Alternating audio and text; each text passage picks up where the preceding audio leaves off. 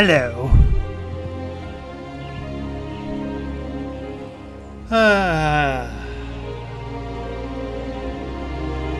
Last week.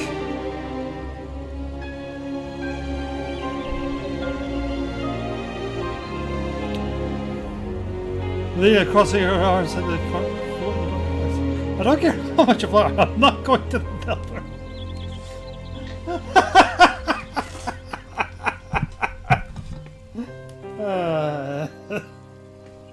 Hey, Ori. Last time, we helped the tower make a lot of money. We also saved the Ruby Sea from being consumed by a giant raging beast. It was kind of awesome. We also fought a giant phoenix that really did not like us to begin with. But Ori, then Igor will be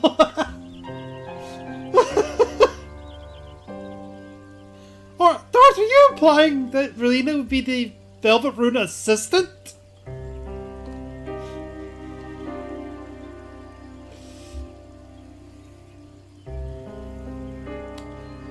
After saving the Ruby Sea, we went back to to Mordona. Checked in on Alice. Found out the Scions found out what happened to Alphino.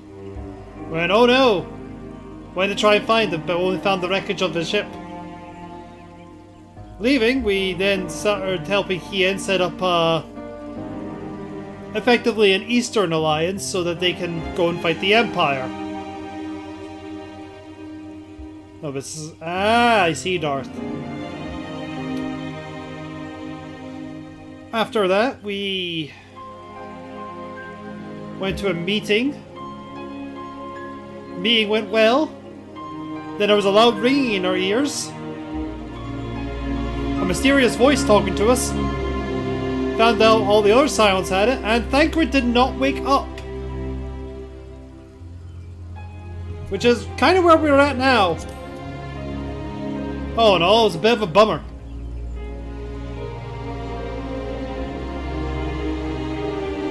But yeah. How are you both?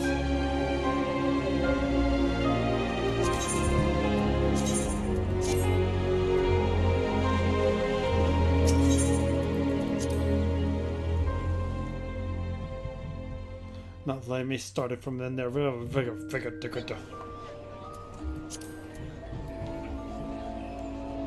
Oh, that's cute. Let's see, that's the new hood. Okay, yeah. Anyway.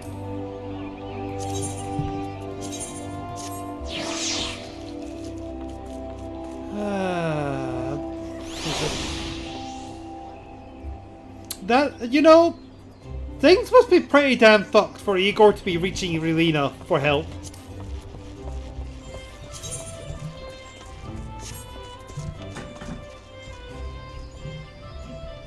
Reloaded file. Well, I actually just finished watching the episode. Ah, neat. I am a week behind on NXT.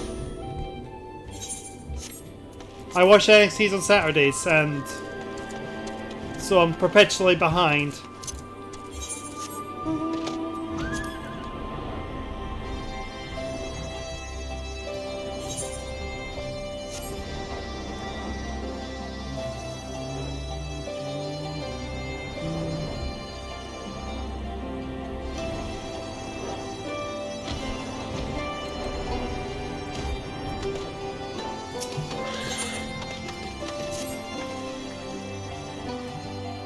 Orianji agreed to meet us at the Rising Stones.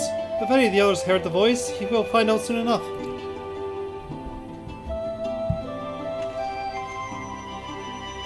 Good luck! I should get back to the meeting with the other seats here. But if there's anything I can do, anything at all, you must let me know, alright? Promise me.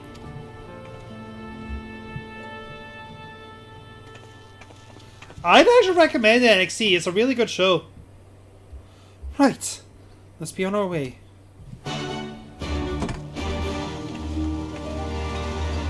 And that's a fair way of taking your audiobooks, Ori.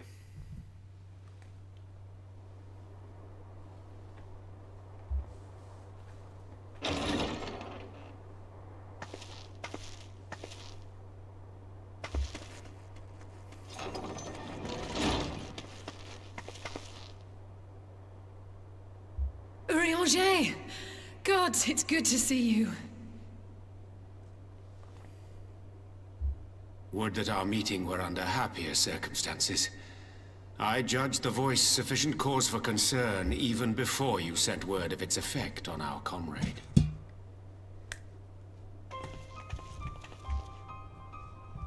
You heard it too, then?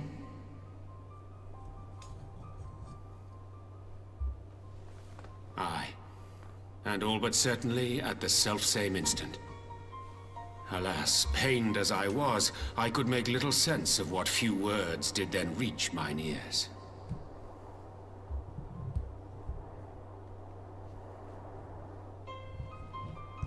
Who do you think is responsible?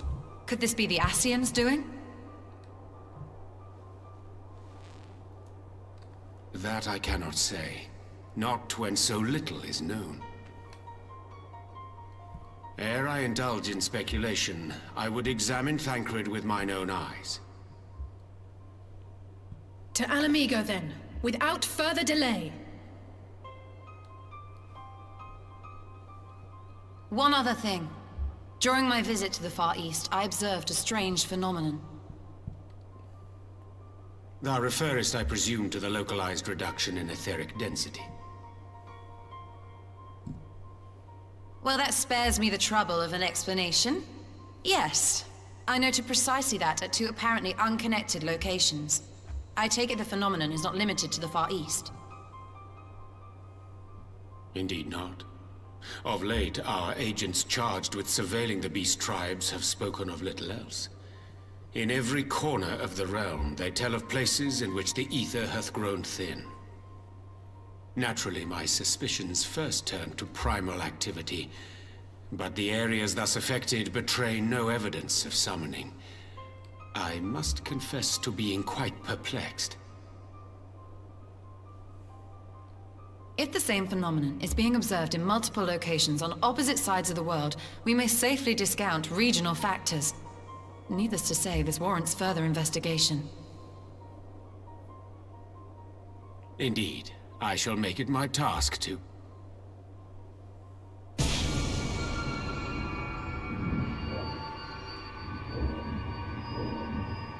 The voice. It calleth to me once more.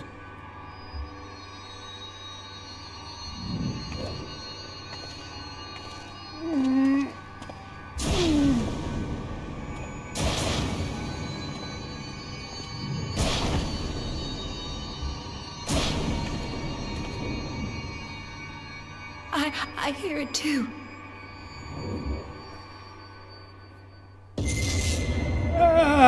Only you.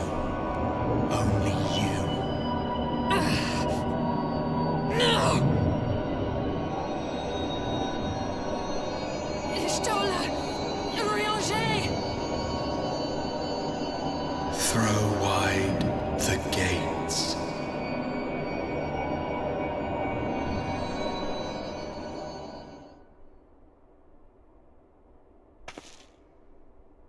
No!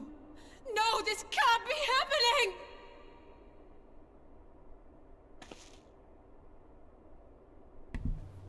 Ow. Y'shtola! Urianger! Open your eyes!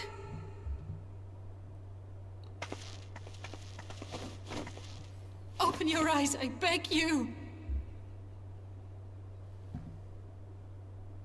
Say something! Anything! Not again. Please, not again.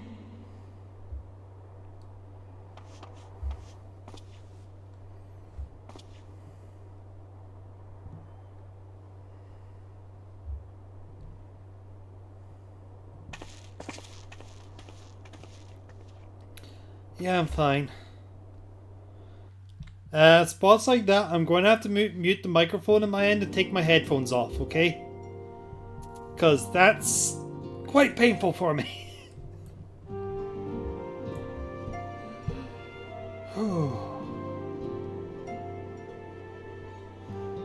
Which is a shame, because they were actually really good cutscenes. This is unprecedented predicament for the Scions, but we must remain strong. The least of us, most of all. It cannot be discounted that Mistress Kyle has heard the voice as well. I'll ask Katara to send her word of what has come to pass.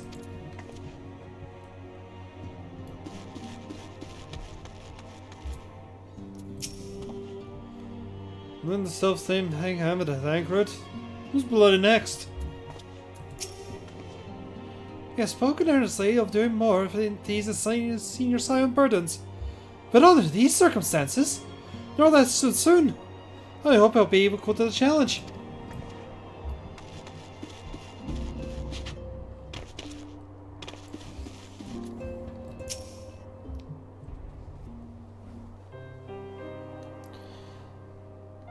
Forgive me, that was an unseemly display. It happens before your very eyes, my lady.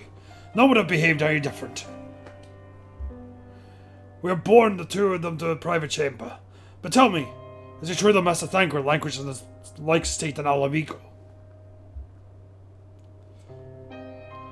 I'm afraid so. Though given the circumstances, it would seem best to observe them together. I'll send word to Lise that he should be brought here. Take heart, my lady. The world is full of scholars and knowledgeable folk of every persuasion. Someone out there is bound to know what ails our comrades, and how it might be cured. Thus will we rouse them, no matter what.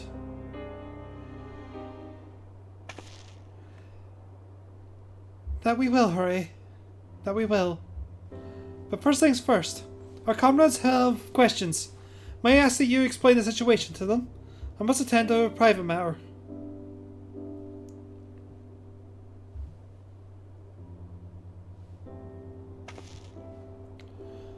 Oh, I promised I'd visit someone in Limsa Lominsa. He's been waiting at Maelstrom Command for a while now. You know, you should come along too. I think he'd be glad to see you.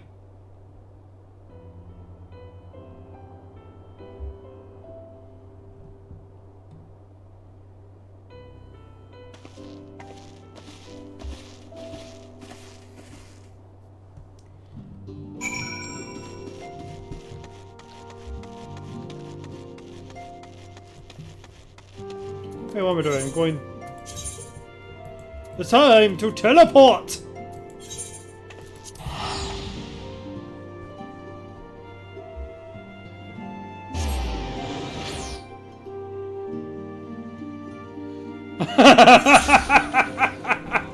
I mean, that's fair! It'd be nice to hang out with Hori a bit longer than we typically do. But the Boulder is remaining back at base. He has to explain the situation to the others.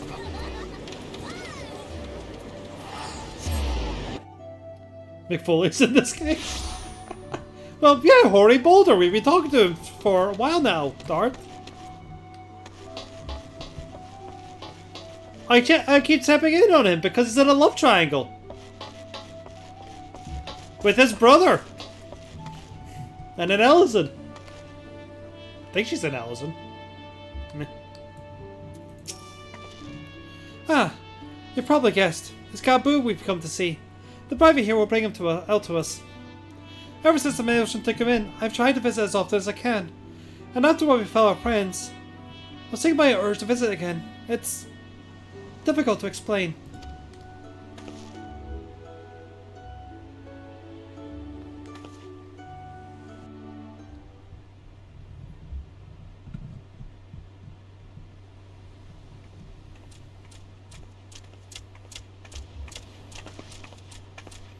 Here he is, my lady.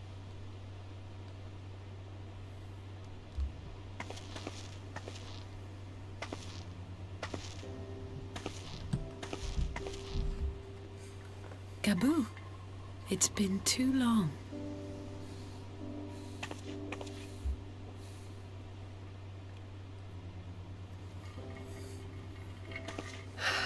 I'm afraid there's been no change.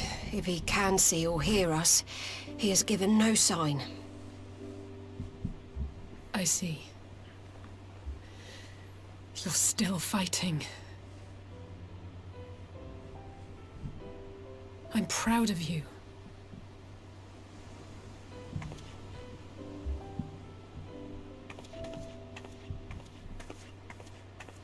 We promised that we would come and visit you together, didn't we? Alphino and I. I'm sorry that we haven't managed that yet.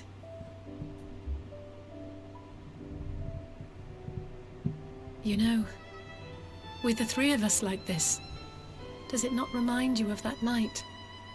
Of the stars beyond count twinkling in the heavens? I was feeling pretty low back then. Powerless. But I knew that my brother was close by if I needed him, and that the others would be waiting for me back at the Rising Stones. Not like now.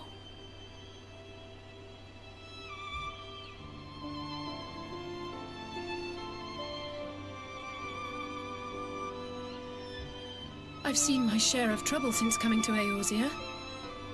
Been reminded again and again of my limitations, of how little I can change about this world. And I've come to know the sorrow of parting all too well.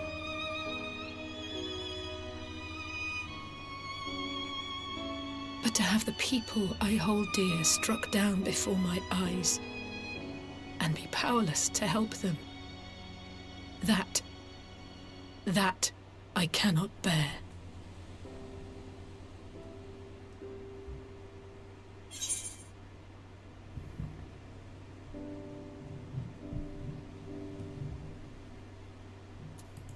You saw me.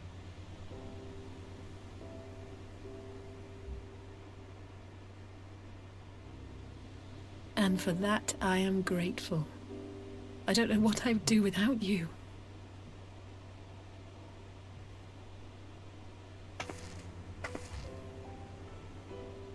Well, that's more than enough brooding for one day. Come on. We have friends to save.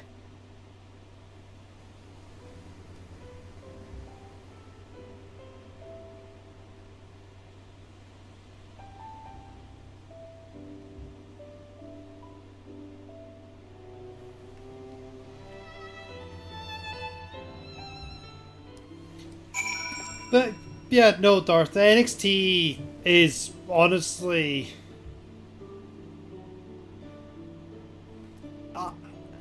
I am never not entertained. Even on an average episode, it is quite good. Batman, that was rookie brooding.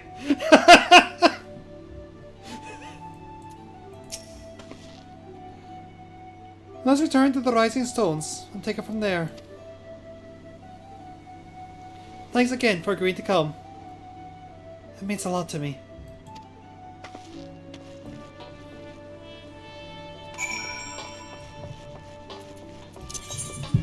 You know, why did we see them run off? Well, we know for a fact that they also teleport.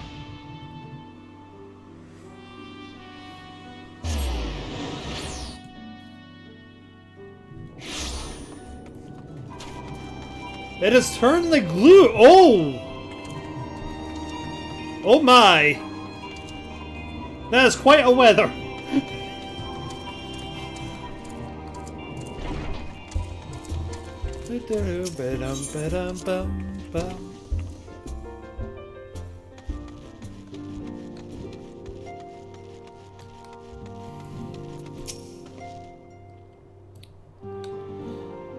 I did seek something on the way back, and I think Hori is right. We need to seek out outsiders' help. Ordinarily, we return to our own experts in such matters, but they're both among the stricken. I will begin by researching out of the Myra guilds and research institutions here in Eorzea. Additionally, Grandfather and Midfilia had a wealth of connections between them, and I mean to explore those avenues too. We'll find a way to save everyone. Mark my words. Much more has happened in recent days. Some of it for the good, some not so. But all around me, people continue their fight. From the shinobi who search for Alpha Note to the Alliance members who make ready to move against the Empire, they march on the face of a great adversary, bearing heavy burdens. Everyone's playing their part, and some must die. You have your own part to play, I know, and it's bigger than most. So I won't keep you. Just promise that you'll visit from time to time, and I promise I'll have good tidings to share with you when you do.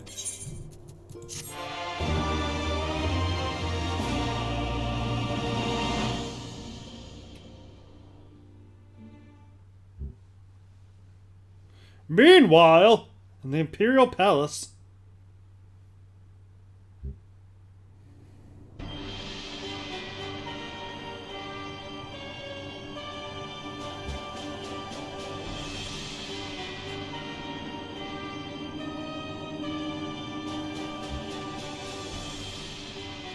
The Populares no longer present an obstacle.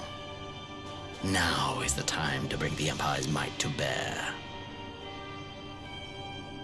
A word from your Radiance is all it takes. But one word, and the Imperial army will fall upon Alamigo as a pack of bloodthirsty wolves and tear that feeble nation apart.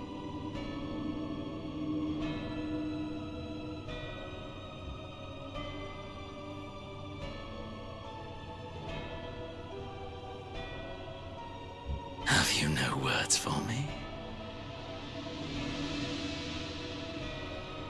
Despite the lengths I go to, an emissary playing the part of a fool. When first I took this face, I swore to use all of my knowledge, all of my power, to further the cause of the Empire. My deeds stand testament to my commitment. And with this adamant flesh at my disposal, I could destroy the Icon Slayer as easily as one might swat a fly. Why do you hesitate?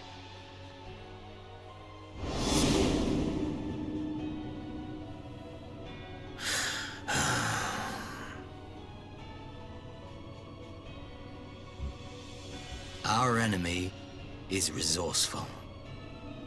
Though victory is certain now, it will not remain so indefinitely. Deliberate if you must, but be quick about it. We'll speak again when you have unburdened yourself of doubt. Until then, I take my leave, Father.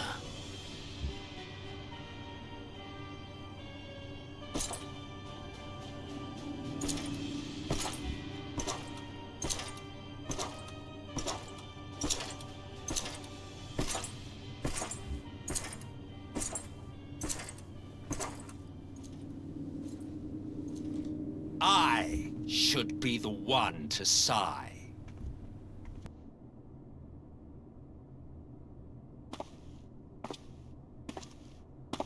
I played my part to perfection. I had earned my rest, and then, thanks to La Habrea's crowning act of idiocy, our favorite emissary sees fit to summon me back. Elidibus was ever a warrior. A most tiresome trait, would you not agree?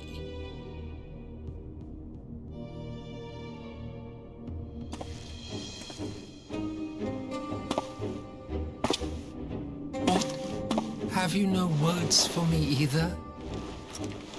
No matter. I've long grown weary of this mummery. Now, my dearest grandson, let me remind you of your place in the simplest of terms.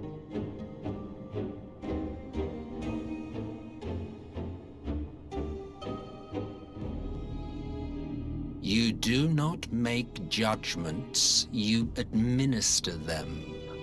Swiftly and to the letter. Naught else is your concern.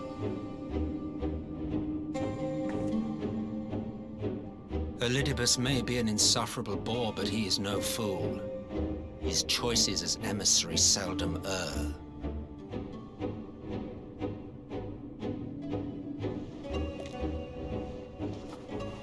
If aught threatens the balance twixt light and dark, it falls to you to remove it. Be it by your own hands or by your armies, you have ample means at your disposal.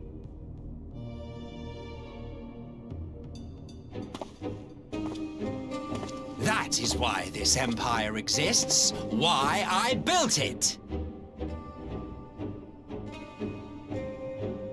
Oh dear, have I touched a nerve? You always were an easy one to read. I pity you, I do. As they say, ignorance is bliss. And I know how much happier you would be not knowing the things you know.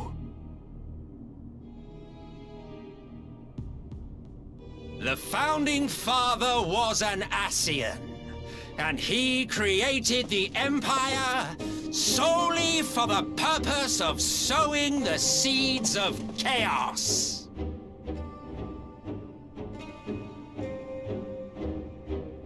Don't take it personally. I merely do my duty. To bring about a calamity requires no small amount of power, and there is no surer way to obtain such power than by collecting powerful pawns.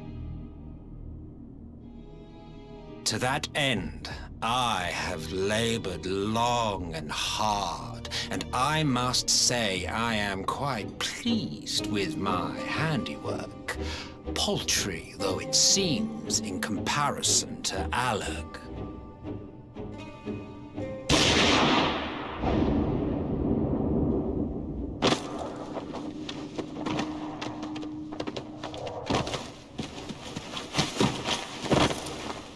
You fiends are overfond of your own voices.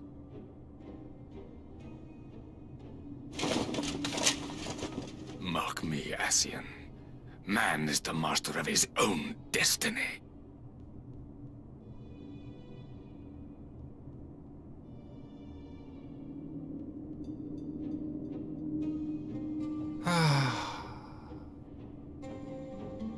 Such a waste of time and energy, both yours and mine.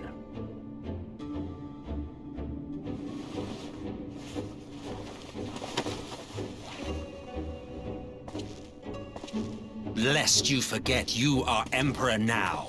If you wish to spout drivel about man's destiny, save it for the masses. It will serve to give them a sense of purpose, and you pliant pieces for the game.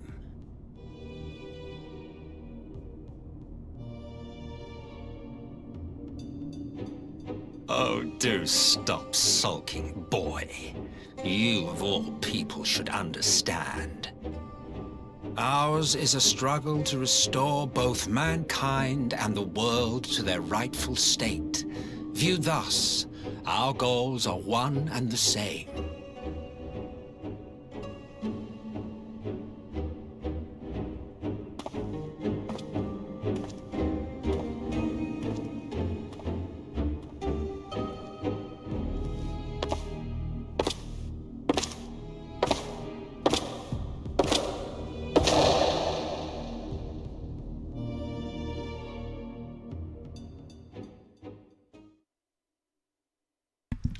Meanwhile, at a resistance encampment somewhere in the Empire.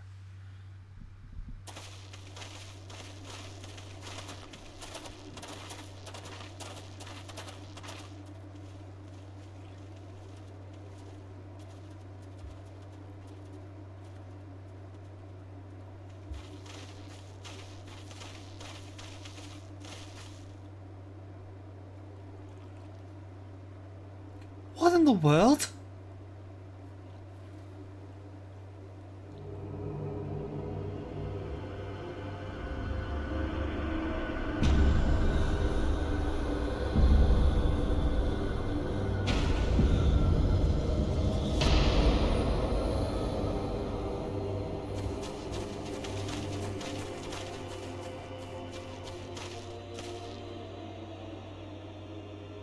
Dead?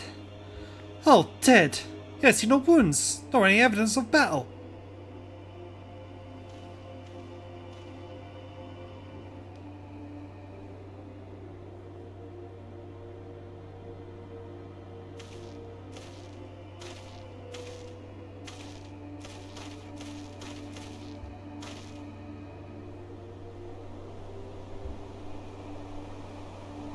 Damn them. They finally used it. The Empire developed an alchemical weapon in Girabania. A gas. Black Rose, it was called. And to breathe it is to breathe your last. And that did this! I thought the project abandoned and its vile fruit destroyed, but naught else could have wrought such an atrocity.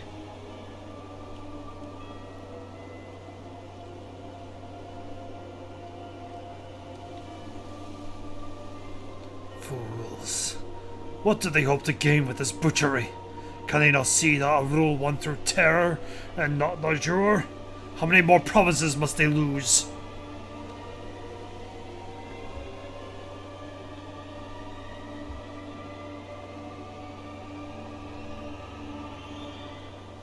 Nay, wait. This is not the work of men, but monsters. The Asians. It cannot be a coincidence that their trail led us here. Their objective was never to rule, but to sow strife and discord.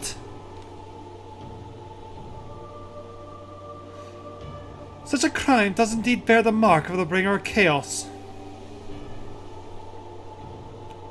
Black Rose cannot be allowed to kill again. We must find the Asians and put an end to the plot.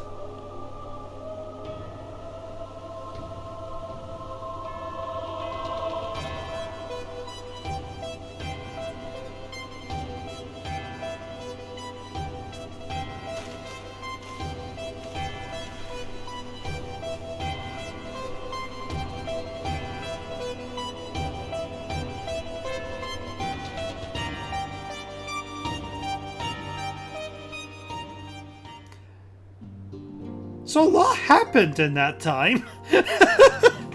Yes, we're now dealing with chemical weapons. And I'm not surprised you have seen that person's face in thumbnails. They are possibly the most popular character in this entire game.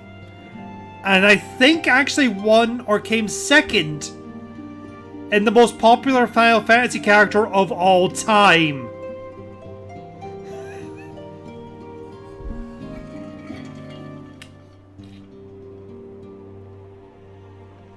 Yeah! So, now do try to keep your anticipation about him as reasonable as for everybody else, because as of course all things can be ruined by such acclamation.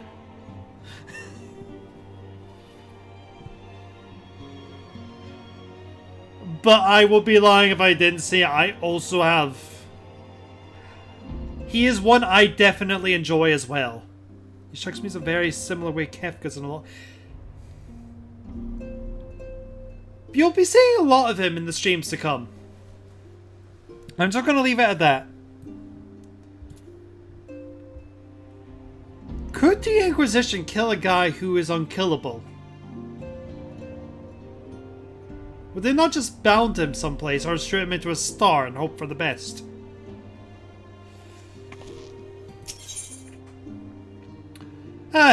You know, that seems like an appropriate thing to do right now, I'll say yes. Let's do some soul searching.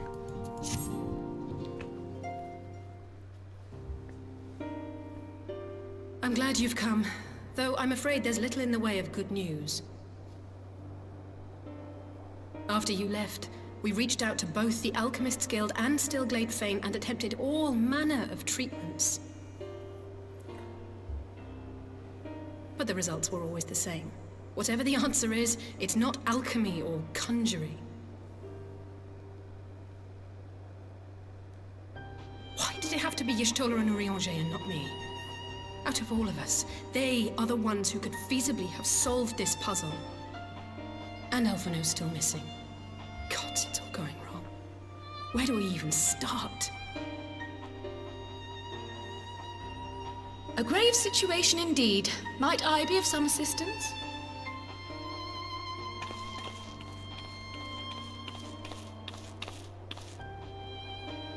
Kryl!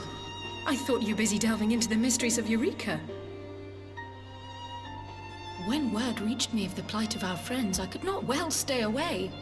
As a fellow scion, not to mention your erstwhile mentor, this is one of those times you should feel free to call on me, regardless of my personal circumstances. Yes, I should have thought of that. Thank you for coming, Kryl. We would welcome your insight. And I should be happy to provide it. Now, what's this I hear about Alphino heading into Imperial territory? That boy always did have some funny ideas. Do you remember the speech he gave when he was accepted to the Studium?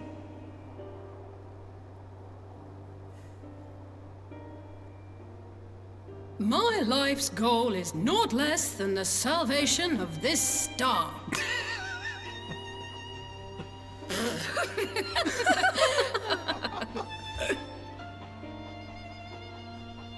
That particular grand pronouncement has been a source of great embarrassment to him, as you know. But the fact of the matter is, he meant every word and has lived his life accordingly. Yes, he remains altruistic to a fault. But I'm worried he was too fixated on his goals to see the dangers, as has happened before. You needn't be so concerned. Though his values remain the same, Alphino is not the blinkered boy he once was. Slowly but surely his eyes have been opened, thanks to a certain someone. A certain someone whom he'd be mortified to learn had heard about his little speech. Mum's the word, eh?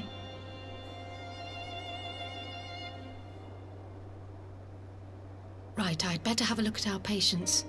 They're in the infirmary, I assume. I'll need absolute quiet, so it would be best if I did this alone. If you'll excuse me.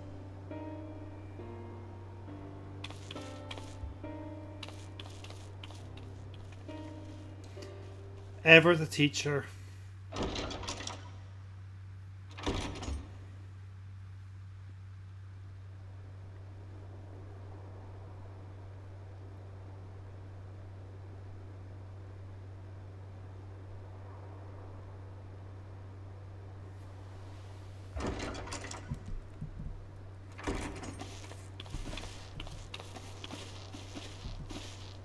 All three are in fine physical health. At a glance, I would say they were merely sound asleep. Except for the fact that I couldn't sense the slightest trace of them in their bodies. It's as if their souls have taken leave of their physical forms. Ah, yes. The Elder Seedseer made a similar observation. I've read the report. When you heard this mysterious voice, you described feeling as if you were somewhere else, yes? If we assume the ether which comprises your essence is being drawn to some other place, then it may be possible to follow the trail it leaves behind, just as we did in our search for Thancred. I wasn't around for that, but I can't imagine it was easy. Oh, it wasn't. But that's no reason not to try. I will have need of Master Matoya's crystal eye if I'm even to make the attempt. So I suggest we pay her a visit. We probably should have went to her much sooner. Considering it's also stole at this under this. Must wait 20 minutes to Bruxelles. Well, I have good news for you, Ori. Absolutely nothing we do from here till the start of Shadowbringers requires us to queue.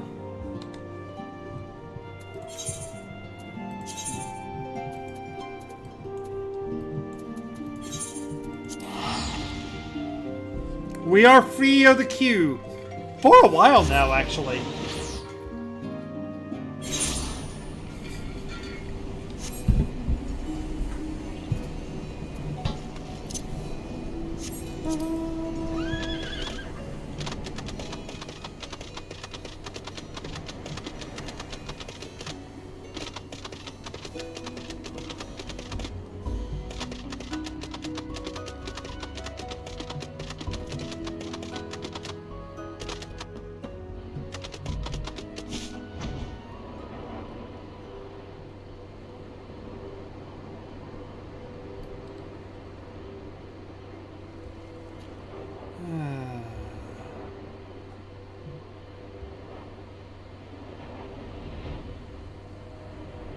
But yeah.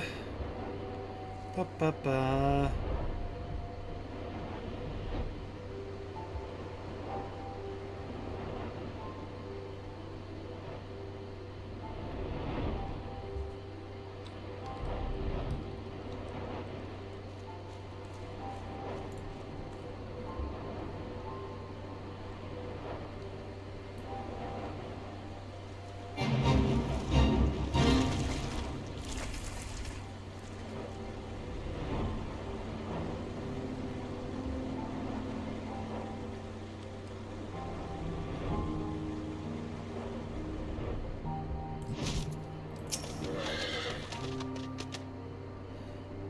I've heard Master Bertoy was somewhere recluse, but it seems extreme.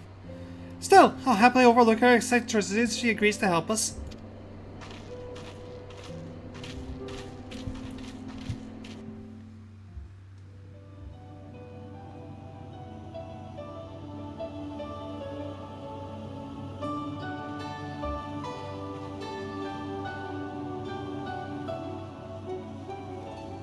Come to disturb my peace again, have you?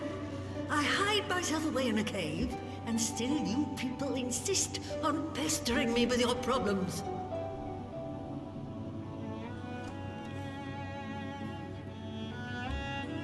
Oh, I mistook you for young what's-his-name, but I see now you're the sister. Weren't you supposed to be the lively one? I've seen happier faces at a rain-sodden burial. Well, I'm sorry to dash your expectations, but the situation isn't exactly conducive to gaiety. Ha! That's more like it. Stoller used to spit and hiss like a wildcat too. Better for a young thing like you to be filled with fire and leave the doom and gloom to your elders. I love Matoya. Now, what exactly does this tragic situation of yours have to do with me? If I may, Master Matoya, we have need of your crystal eye once more.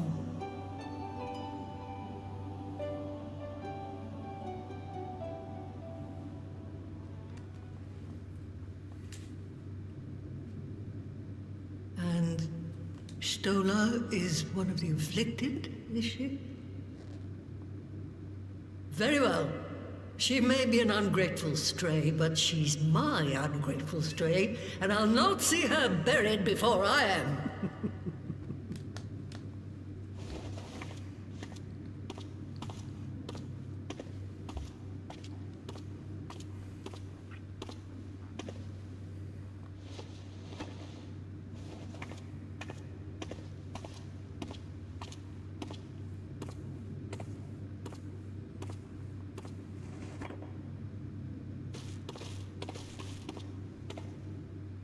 Right. Let us see what we can see.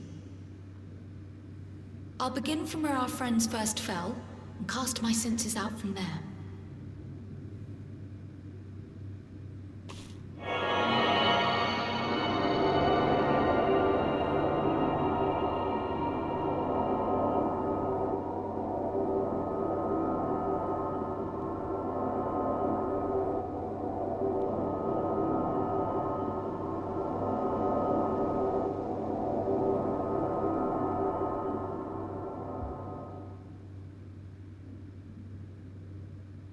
What is it? Did you find them? This doesn't make sense. How is it even possible? How is what possible? Kryl, what did you see? The threads, they just ended. And no, I didn't lose track of them. I followed them as far as they went. It's as if they were cut off. Could the ether have dissipated if it had? Oh gods! Their bodies are just husks. It's like the broodmother's daughter all over again. No, this is different. The Kalyana girl was already dead, body and soul, when Lakshmi effected her resurrection. Aye, let's not jump to conclusions. If their physical forms yet breathe and show no signs of wasting, then it follows that their souls must still be intact somewhere. But where? That's the question, isn't it, girl? Death has not taken them to the ethereal sea, yet there are no tracks left for us to follow.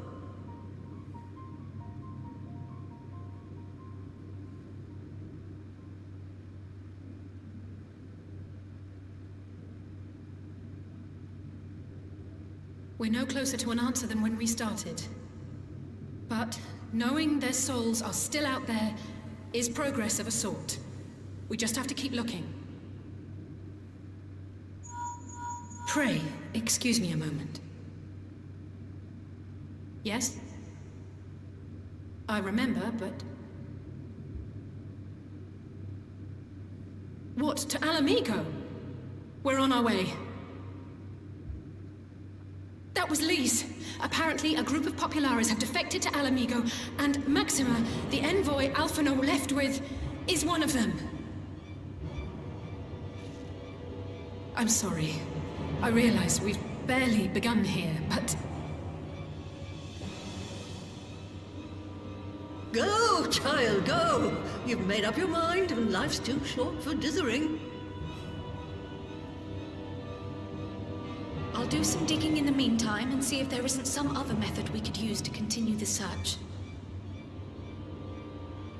Let's be off then.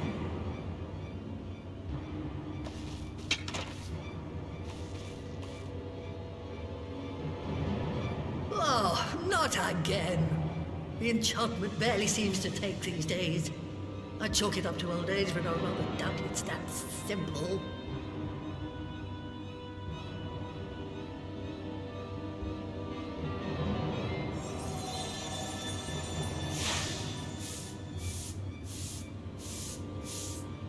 Before they took ill, Y'shtola and Urianger were sharing notes on a thinning of the ether. It seems to be happening all over. Does it now? And here I was all set to blame my woes on that creaking mountain of refuse clogging up the Thaliac. I fear something has gone awry. Still, there's naught to be gained from starting in shadows. You can only do what can be done, and that but one thing at a time.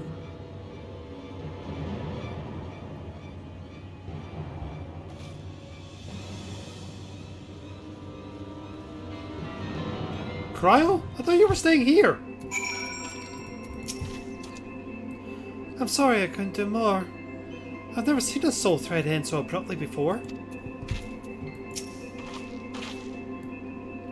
So that was the woman who named Y'shtola. I had a distinct feeling of being grubbed by the scuff of my neck and having my nonsense shaken out of me. When Alphino was back, I'd like to visit again and ask her what tale she has of grandfather. Okay, Alice, she wasn't kidding. She's in a cave to be alone. There's only one place that we cannot track them. They're in the independent circuit.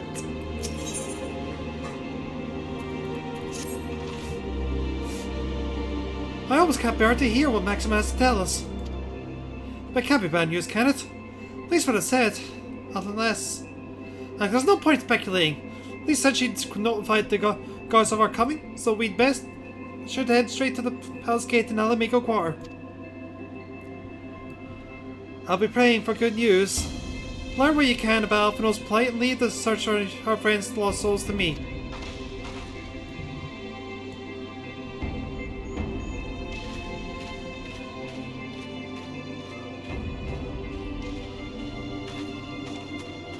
But yeah, as I said before, and Kryl is ever the teacher.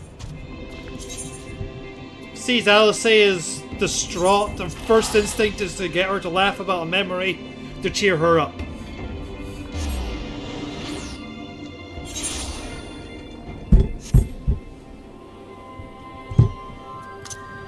Same with Matoya, for that matter.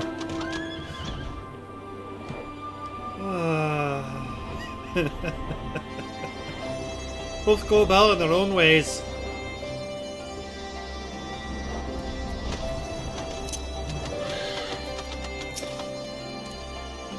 Greetings, Science. The commander told me to expect you. Shall you show you in? Ye.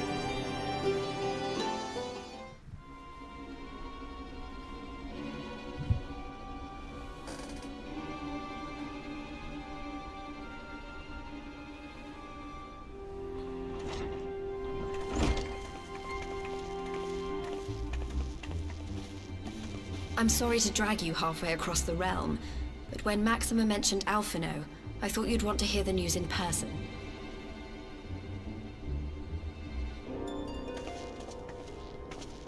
Ah, we meet again. Though I was hoping our reunion would be under more auspicious circumstances. What happened to my brother? Where is Alphino? Never fear, my lady. Your brother was in fine health when I took my leave of him, and I have no reason to assume that has changed.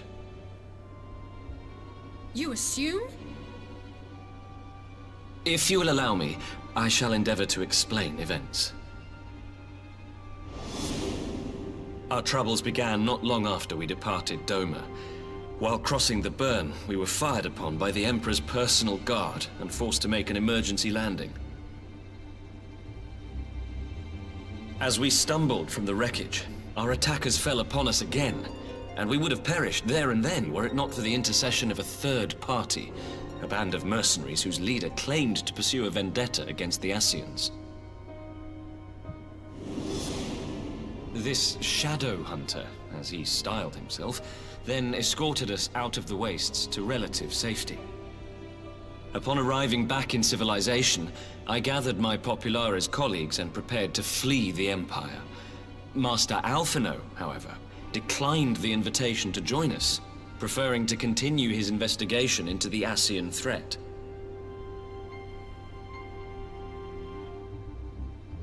Well, at least he's not lying in a heap in the burn.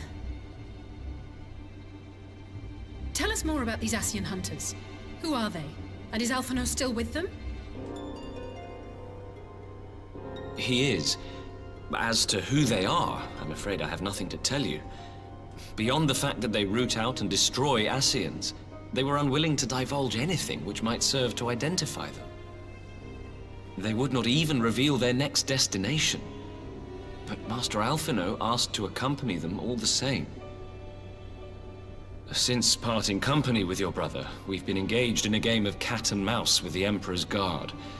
We made our way through province after province, finding the army busy restoring order wherever we went, until we finally arrived here in Alamigo.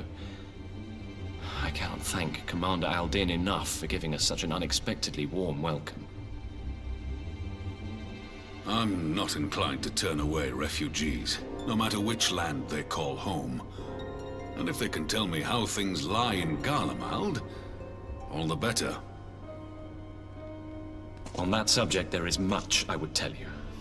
During the course of our journey, we heard tales that an entire rebel army had been slaughtered in the space of a single night.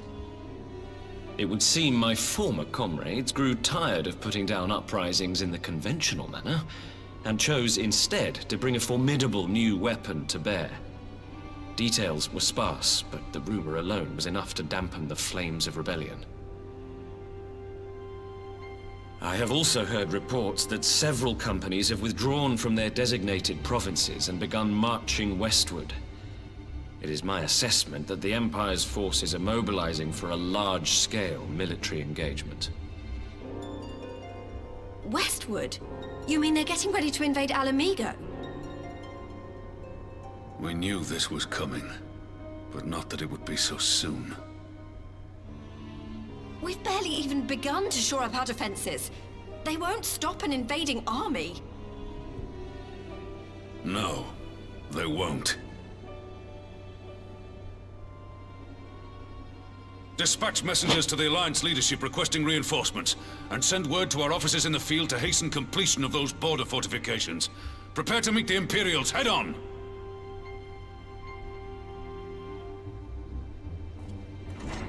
No matter how quickly we act, we still want for time. When the enemy comes into view, our best recourse will be to open negotiations with their commander, and see that the ensuing proceedings take as long as possible. Would you and Alize head to Doma and let Lord Hien know about this? I'm sure he'll want to hear about Alphino too. Consider it done. We'll send word when...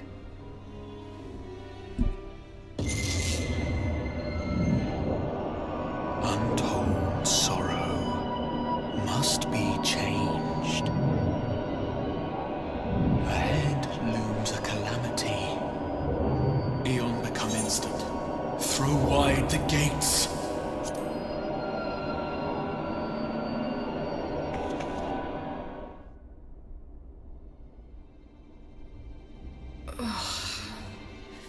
You heard it too. Well, at least we're both still standing.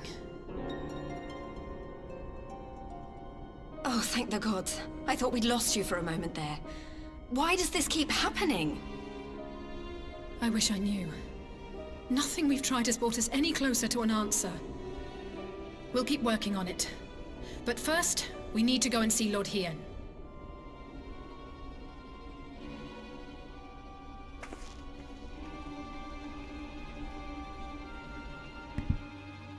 Sorry about that. Dropped my headphones on my spacebar.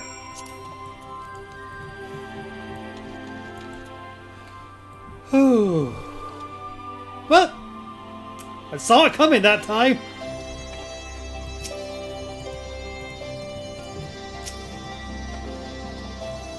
So, Alphino is safe. For the present, at least. Now we need to worry about a full-scale Imperial invasion. Imagine gladly tasked with visiting Lord Hien. Better to be dashing from place to place than sitting around stewing over things we can't change. To the Enclave!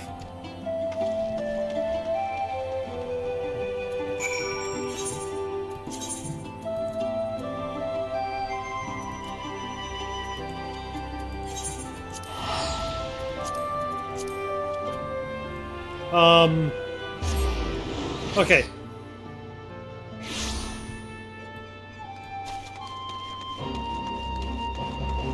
Does anyone else want a piece right now? Oh, DG. This catastrophe is just going to keep rolling. When Angel starts.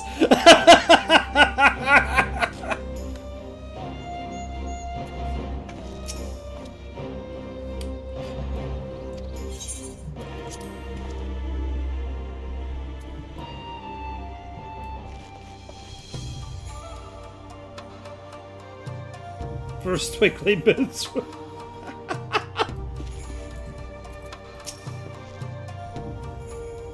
Fall of Rabbitshire was not the end of our nation. We who survived retreated on the ground. Have gathered strength to mount a counter-offensive. Dalmasca will rise again. I'm come to represent the lands of Naggia. Long have we struggled in defiance of the Empire, waiting for just such an opportunity as this alliance presents.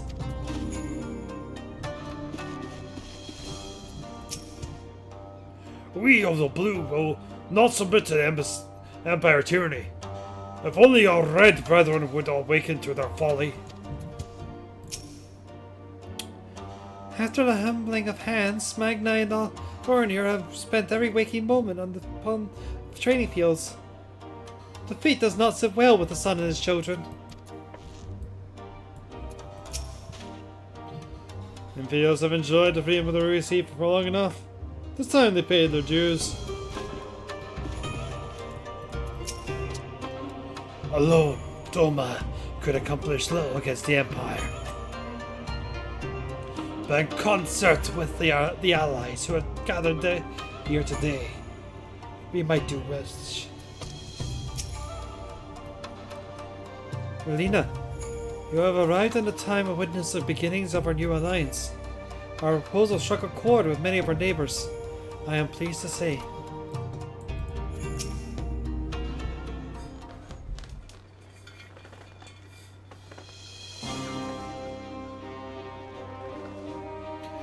Greetings, my friends. I was discussing the future endeavors with the members of our newly formed alliance.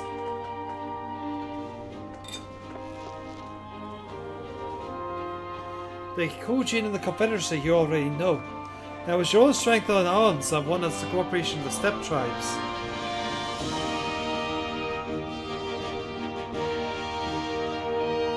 We have also been joined by our neighbours of Zhangxia and the nominal citizens of Dalmasca, though the scattered nature of their latter's resistance will somewhat delay their official induction.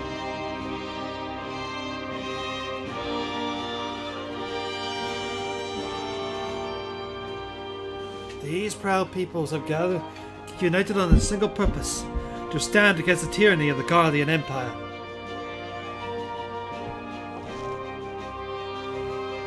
I'm glad to see your alliance is coming together so swiftly. As things stand, I fear we shall soon need your strength.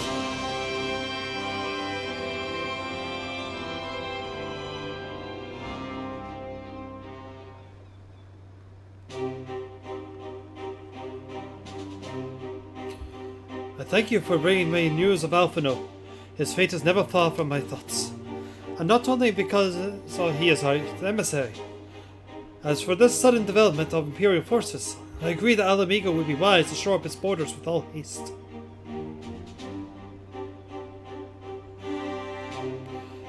Every report we have received of our Shinobi indicates a massive troops in the western provinces. It seems all but certain the Empire is poised to bring its fist down upon Eorzea.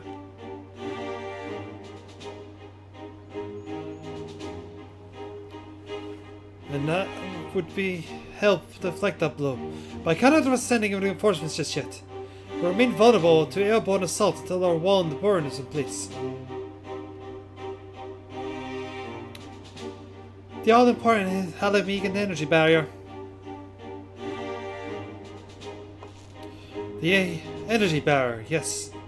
I thought to call it something more auspicious. A name drawn from the four Lords of Legends, perhaps. Say Ryuzygus, or some such. Well, just a thought. The Ironwork engineers report that they have finished collaborating the generators, and all are ready to proceed to the testing stage. Have you had time to attend to the first test? You've seen the field which protects Azaslav firsthand. I would be interested to hear how you think ours compares.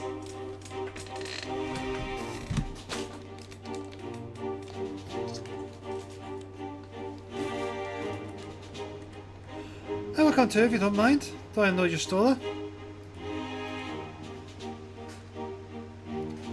Of course, time is being of the essence. But best way directly to the burn. Yugiri and I would bring her Kuro to you. I missed the bits of that because everything's gone. Understood. Your mounts are saddled and ready.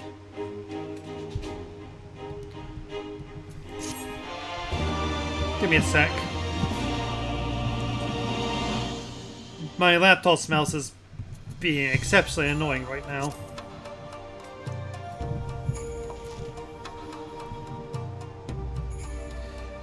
I will come too, if you don't mind, though I know you're Stola, I may be able to offer some insight. Of course, time being of the essence, it would be best if we made directly for the burn. Yugiri, I leave you and Hakoro to bring the war and council to a close. Understood. Your mounts are sound and ready.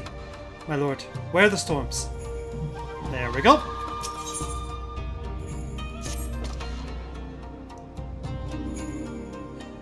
We will cross the burn by Yol and Falcon, as both before.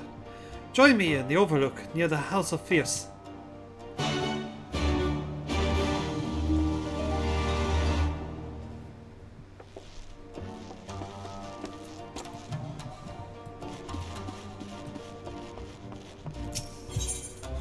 So I hope chat understands why I say when you get to a certain point in the patch for Stormblood, it gets exceptionally harder to not start Shadowbringers.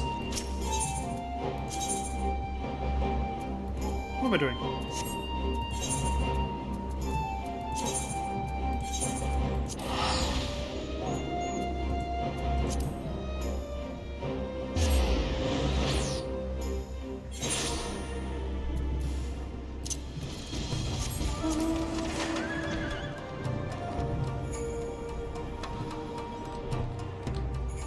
All things being as it should be, I shouldn't be starting tonight. Even if I need to cut the stream short. Shadowbringers really should be started as a full stream by itself, but holy. Let's pray there are no sensors spraying out there.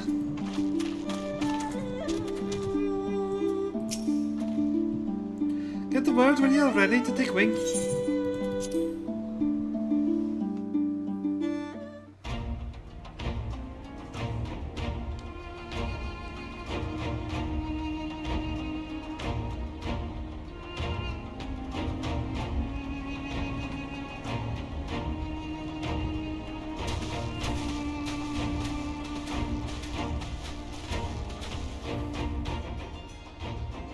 It seems the engineers have matters well in hand.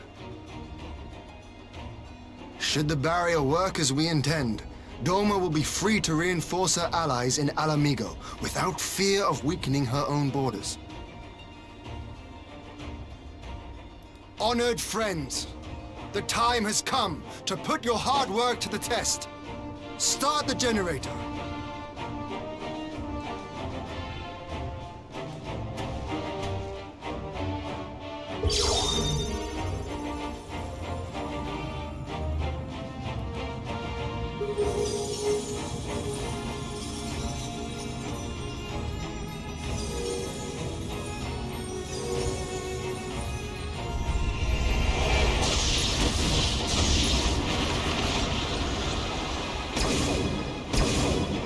Node 1 is operational. Nodes 2 to 8 are reporting similar energy levels. The barrier is forming.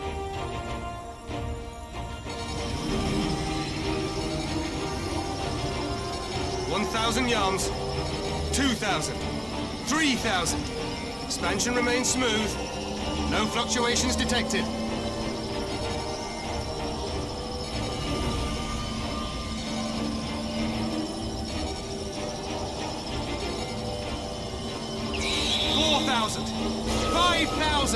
Target altitude reached. The barrier is holding steady at 5,000 yards. We've done it!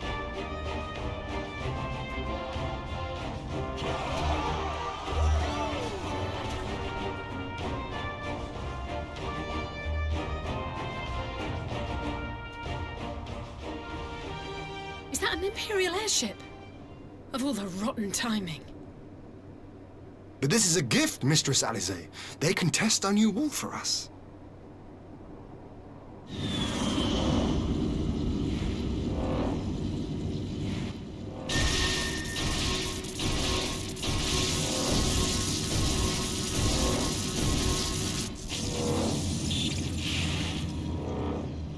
Seems solid enough, though I was hoping for a fireball.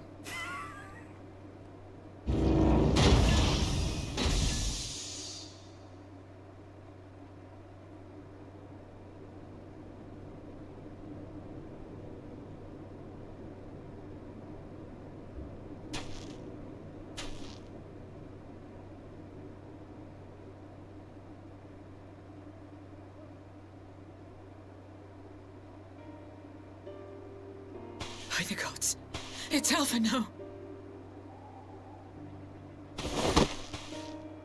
What are you? Let me go! He has my brother! Lower the barrier!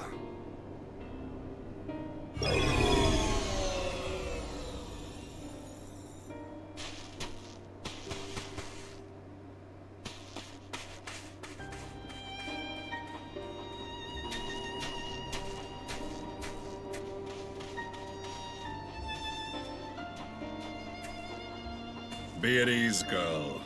The lad is not dead, merely locked in slumber. No, not him too.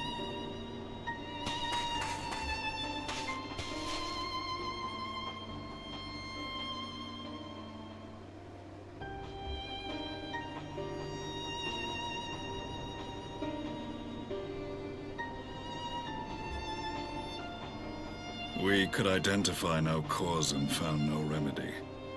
Thus I sought to return him to Doma, and into the arms of Lord Hien himself, it would seem. It is a day for fated reunions.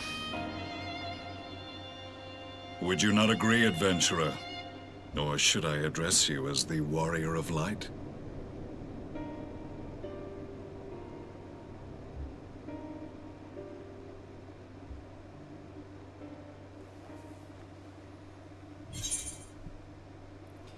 Hey, Captain, your timing! Gaius van Belsar. Aye.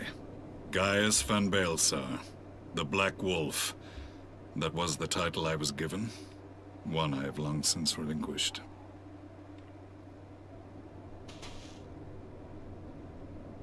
Stand down. The legatus of the 14th Imperial Legion died in Castrum Meridianum. I am no more than Gaius Belsar, a man without rank or allegiance. Impossible! There's no way you could have survived! Do you remember how it unfolded? Kind of hard to forget. I have to play it every day. How I was deceived by La Habrea? How I was convinced that reviving the Ultima weapon would allow me to bring peace to Eorzea? The Ascian used me, as he used so many others, all to further the restoration of his wretched god. Yet even with the might of Alec at my command, you bested me. And as the Praetorium went up in flames, I was content to burn along with it. For a moment at least. A moment of folly. To surrender my life thus would have been to betray all who died for my cause. It was for them that I dragged myself free of the rubble, and swore vengeance on the Ascians.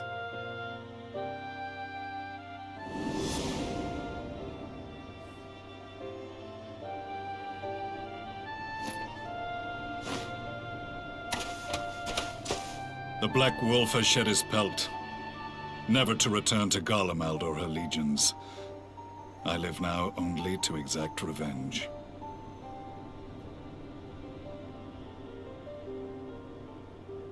My principal quarry was to be La Habrea, whom I gather you have since ushered unto oblivion. But so many more remain. Long as their kind lurked in the shadows, laboring to sow chaos throughout our world, I would see each and every one dragged into the light and put to the sword. Are the Scions not of like mind? In this single respect, perhaps. Then I shall continue the partnership the boy began, and share what intelligence I have acquired. Among the Ascians, the Black-Masked Ilk are subordinate to those who wear red. This you already know. Yet among the Red there exists a hierarchy. Those set adrift with the shards clearly stand below those still joined to the Source. Nabriales, who once dared to intrude upon the Rising Stones, belonged to the former group. And while he was indeed a dangerous foe, his powers were inconsequential next to the paragons of the Source. The first was La Habrea, who plagues us no more. There is also the white-robed Elidibus, and the elusive Emmet Selk, about whom little is known. We have files on La Habrea and Elidibus, but I believe this Emmet Selk is new to us? As I assume my brother told you, we have evidence to suggest that an Ascian now walks in the body of the Crown Prince. Have you identified this interloper? Elidibus seems the most likely culprit. As emissary, it is his role to maintain the equilibrium between darkness and light. Your many deeds in Hydaelyn's name have upset the balance, and I believe he seeks to restore it by throwing his considerable power behind the Empire. As a leader of the Ascians, he is one of our primary targets. It was on the trail of this very prey that the boy and I came across the scene of a failed uprising. In the absence of a single Garlean casualty, we inspected the bodies of the rebels, and the lack of any external injury drew my immediate attention. They had been slain by Black Rose, an alchemical invention of the Imperial Army. When I yet served as legatus, I ordered its production halted, and all stockpiles destroyed. Toxic gas is not a tool of conquest, but of extermination. Toxic gas? This must be the new weapon Maxima warned us about. Something deadly enough to sweep away all resistance in a matter of hours. Gods. You don't think they're planning to use this in Alamigo, do you? Put your fears to rest. We infiltrated the production facility and destroyed all existing stores of the chemical along with the plant itself. Even should they rebuild the operation, they will not soon manufacture another batch.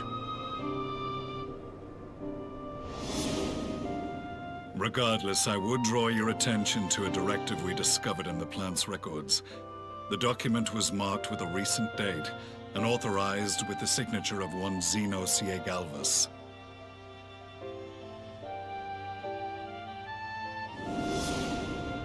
A dead man signing the death warrant for thousands.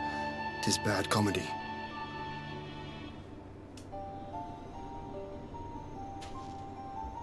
But the tale does not end there. Within that same facility was a chamber filled with devices of elegant design. Cloning technology, we realized. And what should we find in each and every incubator? But a young Emperor Solus.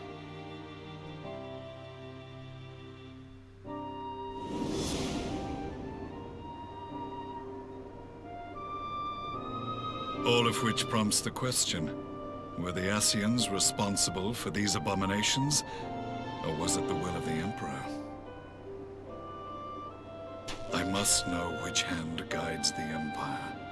Though I have given up my rank, I am yet a son of Garlemald, and I will fight for the future of my homeland.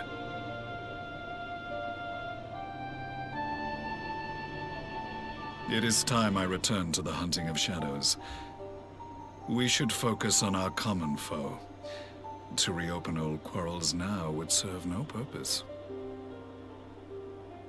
You saved my brother's life, so I'm willing to let sleeping dogs lie. But in truth, it's not my decision to make.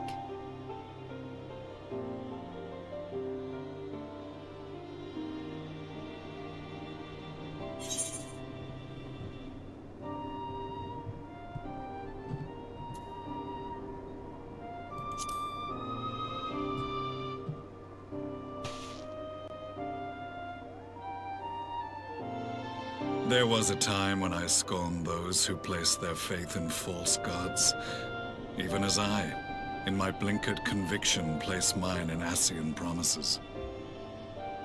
Unlike yours, my strength of will and my restraint was found wanting. We shall meet again, warrior of light.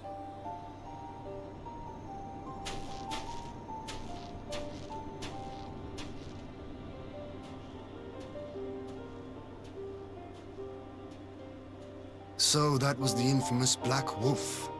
An unexpected ally, to say the least.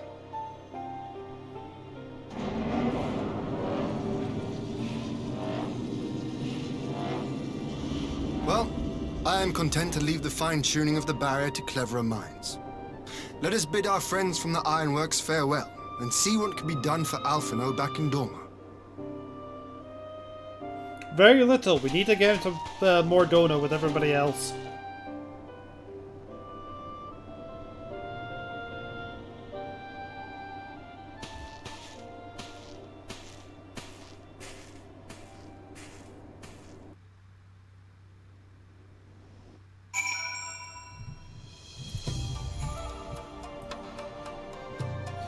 Oh, no. Alpha no pressure party too hard.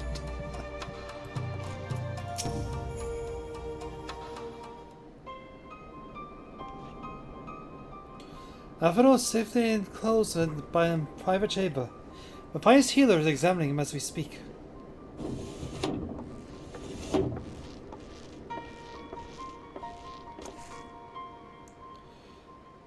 I've spoken with the physician, and there is no outward signs of illness. Alphen is at a loss in a sleep which he cannot be awoken, just like the others. It seems that even in the lands of the Empire, we're not far enough away to escape that cursed voice.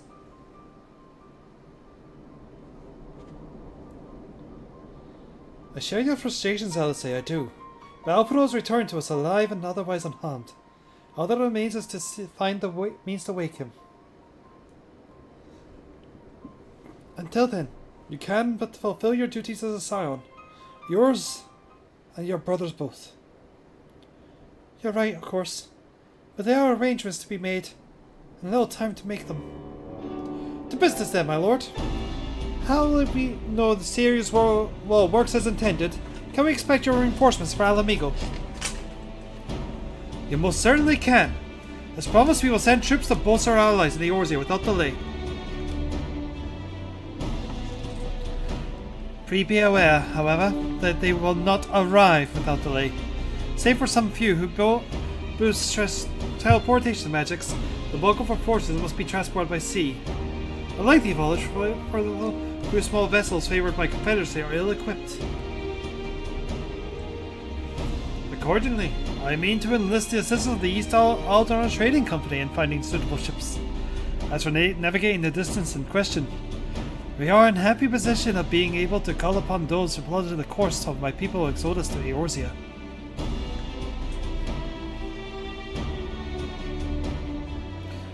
Beyond the procurement of ships, I think it unlikely that our East Aldona friends will consent to any involvement in military operations. But I am certain that will afford Alphino to berth aboard one of their vessels. I shall have a Kyorja to accompany him every elm on the way to the Rising Stones. You have my thanks, Lord Hien. Yugiri, I will go ahead of you with our friends Alamigo. Enlist all those capable of teleportation and put them at the disposal of the Eorzean Alliance as soon as possible. They will form the vanguard. Yes, my lord.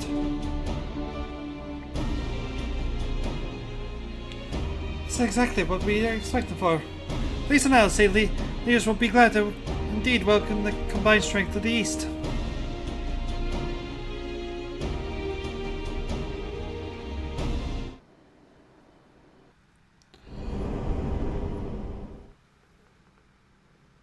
Meanwhile, at the Black Rose chemical plant,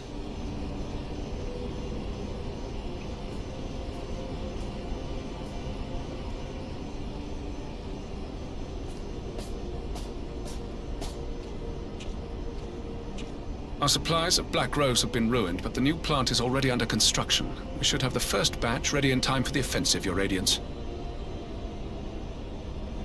See that you do.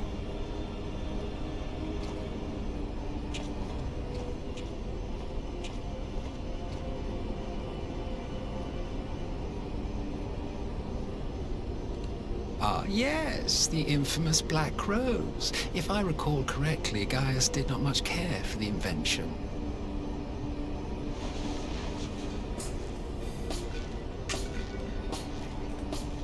A ruthless and indiscriminate weapon indeed, this airborne poison.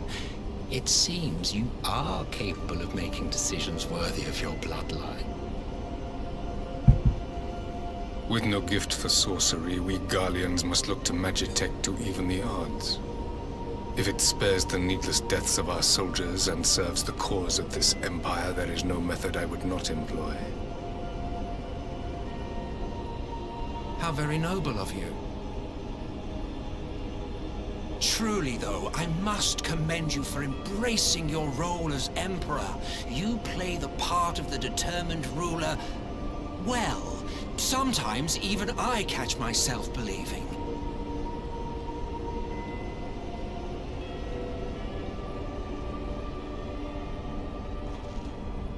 A silent agent of death. Now that I think on it, Black Rose may well possess the perfect aspect. Slowly but surely, The deluge of light has worked upon the ether here in the source, and the gas should be most susceptible to its influence. Well, I shall leave you to your own devices. Go forth and bloody the land with your grand and glorious war.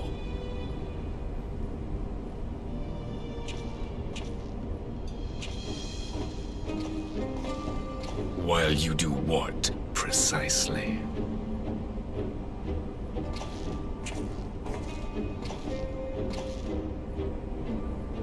Need you ask? I will be doing what all Ascians do.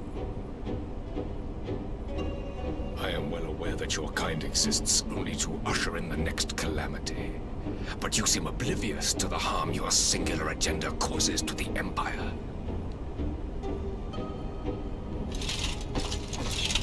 You cannot have forgotten the events which followed your mortal demise.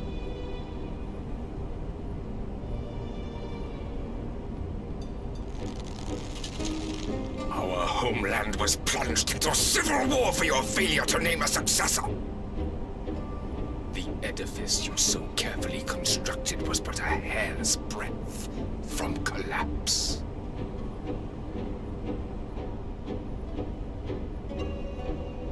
Are you truly so naive? You thought me oblivious to the consequences of a departure so painstakingly timed?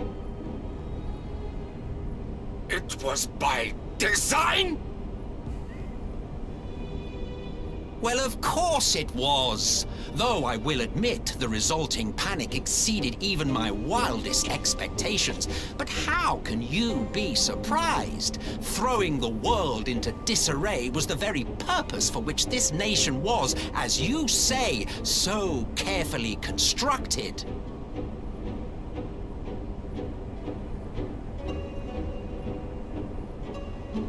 Now, if you have no further questions, I must be on my way. Since we may not meet again in this lifetime, it would be remiss of me not to offer a word or two of gratitude. I really must thank you for this surplus of vessels. I can mold any host into my own image, but having bodies tailor-made for me in this fashion is so much less tiresome. You dabbled in Allagan cloning techniques, yes? It certainly is a compelling, not to mention entertaining, field of research. And of all the options available, you chose the Founding Father on whom to experiment. You have a twisted streak to you, Varus, like grandsire, like grandson, hey?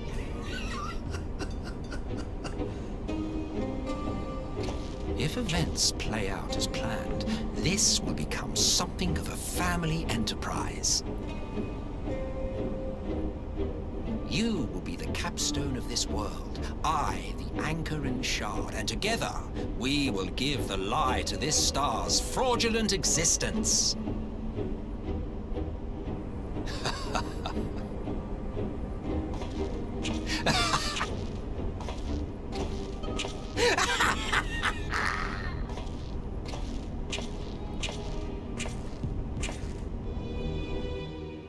This guy missed a turn to the Kingdom Hearts set.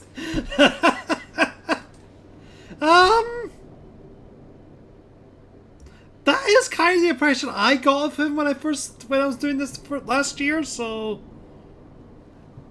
fair. And a decap. It's a good thing we've had 5 more in production already, so. Ugh. Oy. Well, good. Come, let's return to Lise and share the good news about our Far Eastern reinforcements. Solus is here to steal the show. Pretty much, Cap.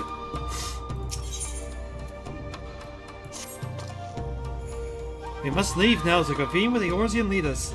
There will be some time before I return to Doma. Akoru, I leave you in command. My lord. I shall assemble an advance party with all haste and join you in Alamigo forthwith.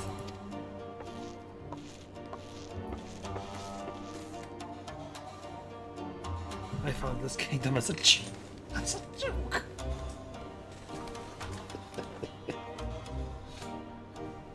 I've just received word from Lise. The Alliance has established a base camp near Alamigo's northeastern border. Once we arrived in the locks, we're to report to a resistance officer stationed at the Proto Pretoria who will point us in the right direction. Let's not keep them waiting.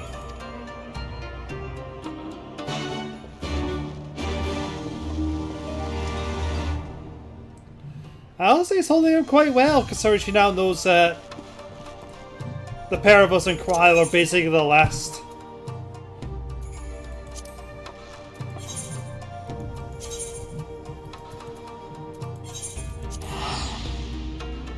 I made the Nazi to summon Dread Cthulhu.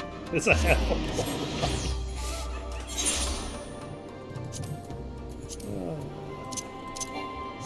Sure, let's wail.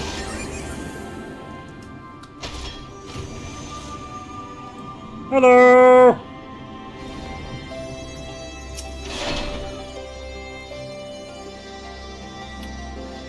Ah, you must be the sign. I was told to look out for you. If you'll follow me, I'll take you directly to Alliance headquarters.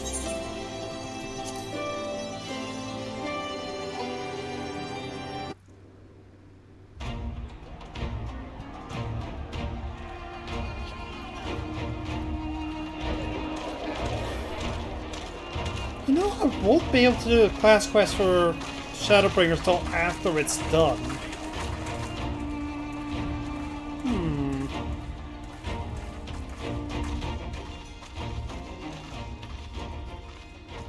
Welcome back, you two. Greetings, Lord Here. Glad you could join us. Glad to be here. I would have come sooner, where our own defense is not in question, but I am pleased to report that our soldiers are assembling for deployment to Alamigo as we speak. We're grateful for your support. Thanks to the efforts of our allies, it won't be long before we've established defensive positions on this front as well.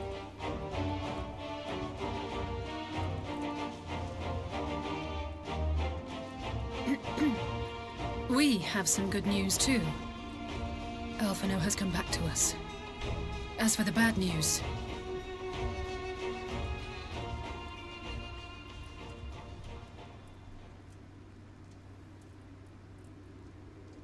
So, Alphino won't wake up, Gaius van Baelsar is alive and hunting Ascians, and the Empire is planning to poison us all with toxic gas. Does that sound about right?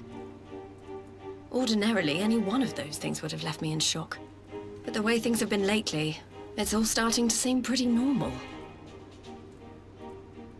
Getting back to your report, are we sure this Black Rose is the weapon Maxima was talking about? It fits the description. And it seems we have Alphino to thank for sparing us an early demonstration of its effectiveness. I have a feeling this won't be the last time his bravery in the Empire will serve us here in Eorzea. The threat of an unknown weapon has had us all on edge. But now that we know what we're dealing with, we can take steps to defend against it. As for Gaius, I'm not sure what to think. Am I happy he's alive? Not in the slightest. Am I happy he's hunting Ascians? Aye, I'd have to say I am. Oh, speaking of Garleans you didn't expect to see, we have a tale of our own, as it happens. When we sent envoys to the Imperial Army to request talks, they returned with the message that Barissos Galvus would be attending.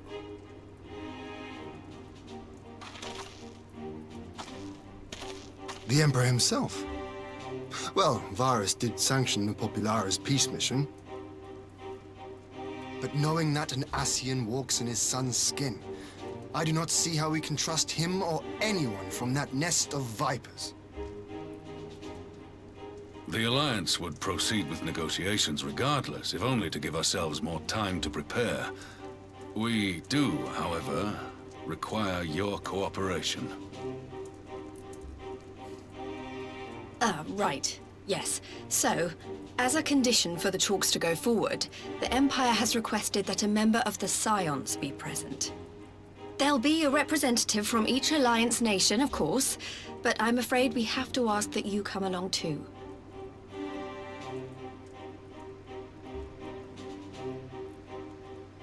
God, Lise, you know how much I hate politics. But then, what choice do I have? Alphino and the others aren't going to do it. Very well. I shall attend as the Scion's representative.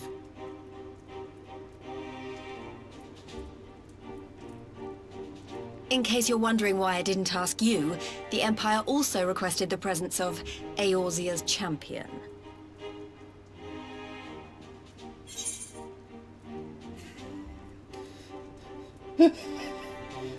You know, that is a Matt simile there, Cap.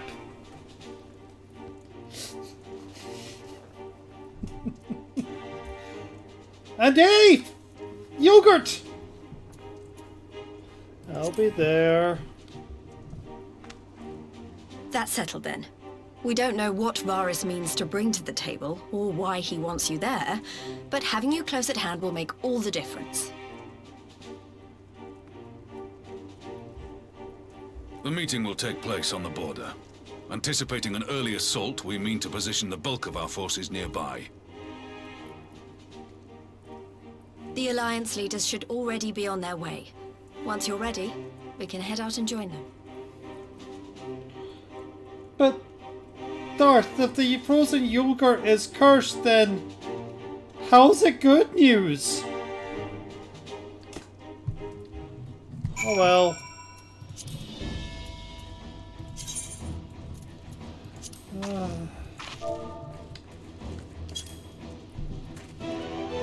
At least I have pumpkin cookies.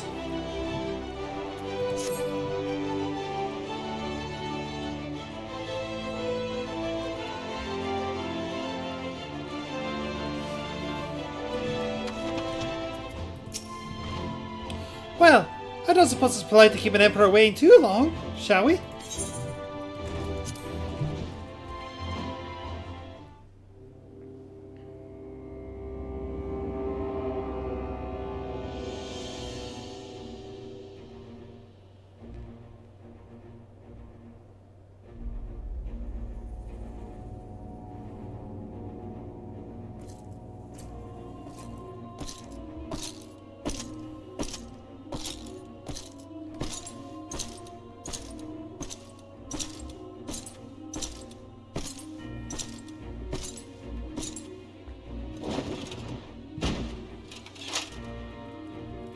Thanks for stopping by, Cap. Esteemed representatives of the Eorzean Alliance. On behalf of the Garlean Empire, I thank you for inviting me here today. As this parley was convened at your request, I invite you to speak first. Very well, Your Radiance. I, Nanimo Ulnamo, 17th in the line of Ul, should be pleased to oblige you. As recent events in Alamigo and Doma have made plain, the subjugation and exploitation of neighboring nations is not a sustainable policy. Should this day end in war, you may very well defeat us. But you will never extinguish the people's desire for freedom. Though it may not be in our lifetime, there will be another revolution, another war, and the cycle will continue. Doma has entered into a concord with the nations of Eorzea, a partnership wherein we recognize one another as equals. Garlemald could be afforded similar treatment. You need only set aside your ambitions and join us in paving a path towards peace.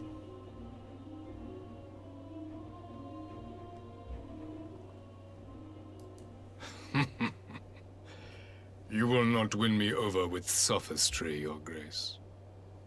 As you know only too well, this alliance lacks the strength to keep the peace within its own borders. Even now, your struggles with the Beastmen continue unabated. Divided, you sow this fertile soil with the seeds of your differences and reap naught but discord and chaos for your trouble. Eorzea must be united under one leader, one purpose. I would offer you both and bring an end to your strife. With all due respect, Your Radiance, the only thing that you offered the people of Alamigo was fear and hopelessness.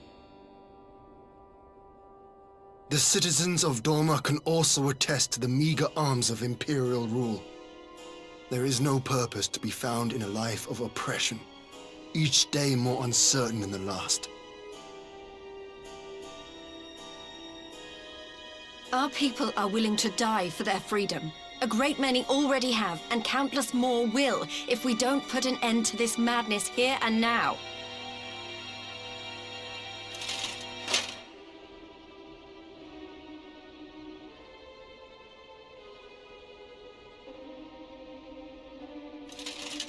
We brought order and stability to your lives. This madness and bloodshed is of your own making. You broke the peace, not Garlemald. Peace. Order. You kill our peoples, despoil our lands, take everything that is ours.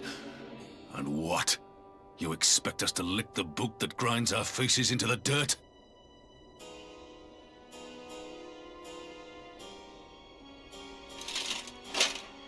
I expect you to weigh the costs. To recognize that countless lives have been lost on both sides in pursuit of a greater good, and to not squander all we have achieved in a fit of petulance.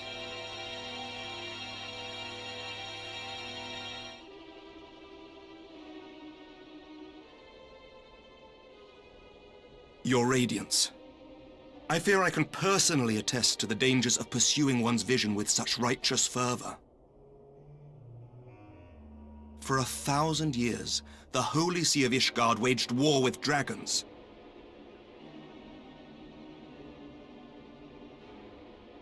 A 1,000 years of sacrifice, of sorrow and hate, in which we bathed in the blood of friend and foe alike. Had it gone on any longer, we may well have drowned. Yet we have chosen to raise ourselves out of this bloody spiral, and have since made peace with our former enemy. So I understand. No doubt the dragons were more receptive to your overtures in the wake of their leader's demise.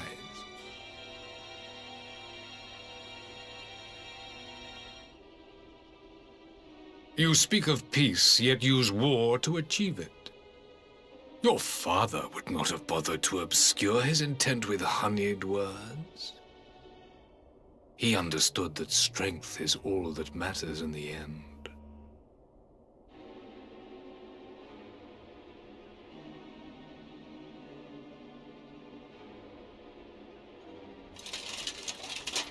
Without his clarity of vision, I can but wonder what will become of Ishgard and her people.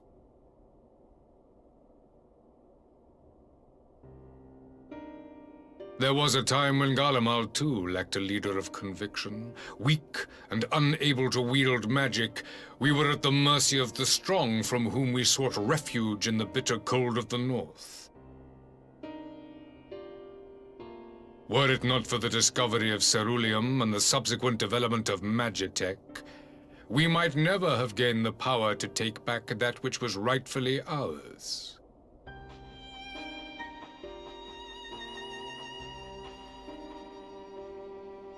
You speak as if your people were the first to have been driven from their homes. Limsa Lominsa was built by wayward souls in search of a place to call their own. On the shores of Vilbrand we found it, and from those humble beginnings did we grow and flourish. And all without robbing our neighbors of their liberty.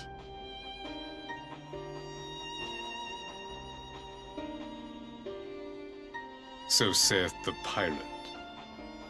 Am I to believe that you simply asked the kobolds to yield up their lands and that they were happy to oblige you? That you did not drive them out like rats in the hold of one of the many ships seized by your privateers?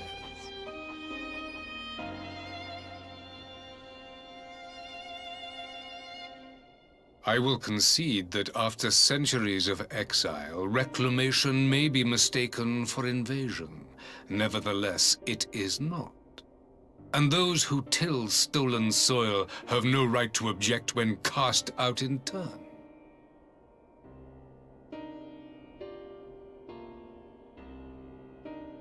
Your uncompromising nature rivals that of the Ixal.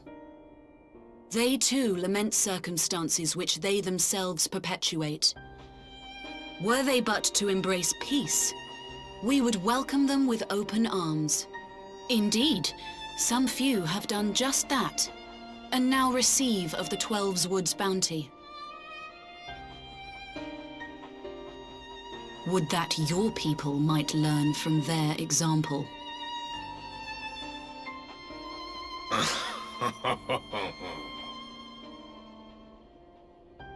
You dare compare us to the Birdmen? You who thought to invoke the 12 and threaten all of creation?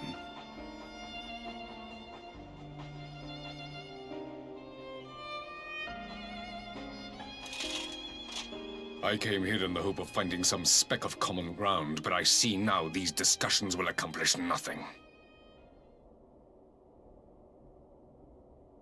Despite what you people may believe, I am not wont to choose the sword over the olive branch. 'Tis but a pity men are loath to accept one without first being shown the other.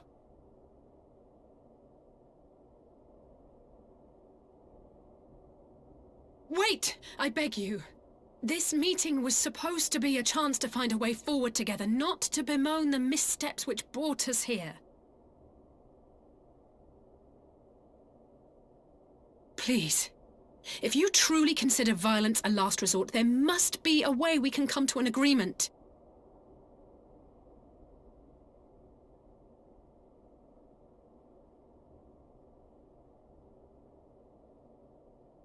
As Mistress Alisaie says, we did not come here to bicker over the past, but to discuss how we might strive towards a brighter future.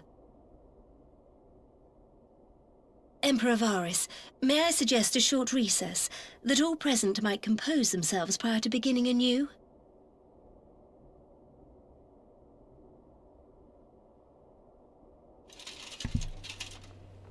Very well. I pray this intermission will suffice to move these talks in a more constructive direction.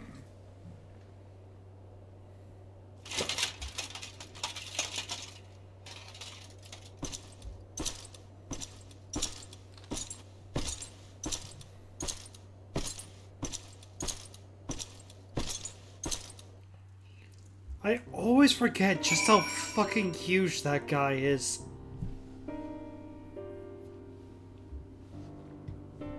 So, that went well.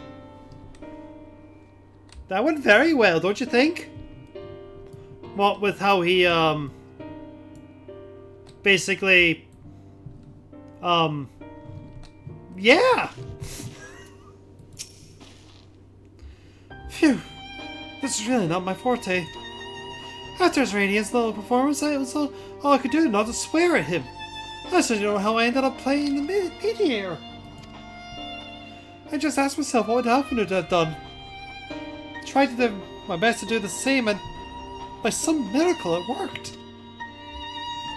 But there is no common ground to be found with that man, nor do I think he can look for any. So the question becomes, what did he come here to do? It's just... You may be certain it wasn't to make peace. Whatever it is, I cannot make it out. Not yet. At least. We do have a little time before the parley is due to reconvene. So why not try and consulting our illustrious leaders? Maybe they have some insights to share. Oh god, unless her human robotic bodies. It's never going to work. Nah, it really wasn't.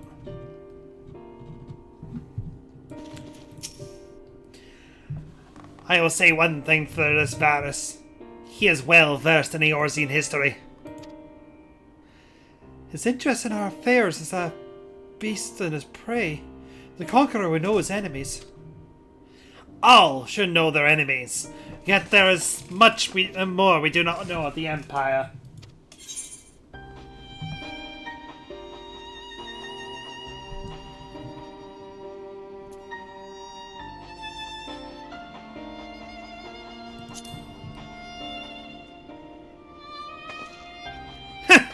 You would have me ask the Emperor himself? Well, mayhap there is some wisdom in that. If you can skirt the storm of his displeasure, we may yet come to our answers, even if it does mean sailing close to the wind. You see, I say persuasion and deception use the same ability modifier, so that's the best we could briefly take.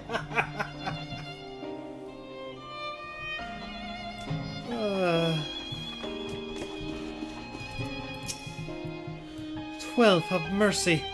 But for Lady Alice's interjection, we might well come to blows at the negotiation table. But the Emperor Varus has left us with a great many options. It's a conditional surrender is all he'll accept, do you think? Ere he arrived, he said yes. But having heard him speak, I cannot help but think he came with some other end in mind. Exactly. He's building up to something. I know it. How then should we approach the rest of the parley? Have you anything to say, Warrior of Light?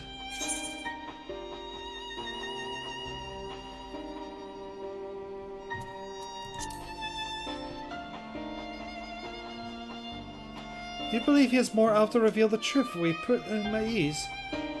Mayhap you're right. Thank you, Helena. Meanwhile...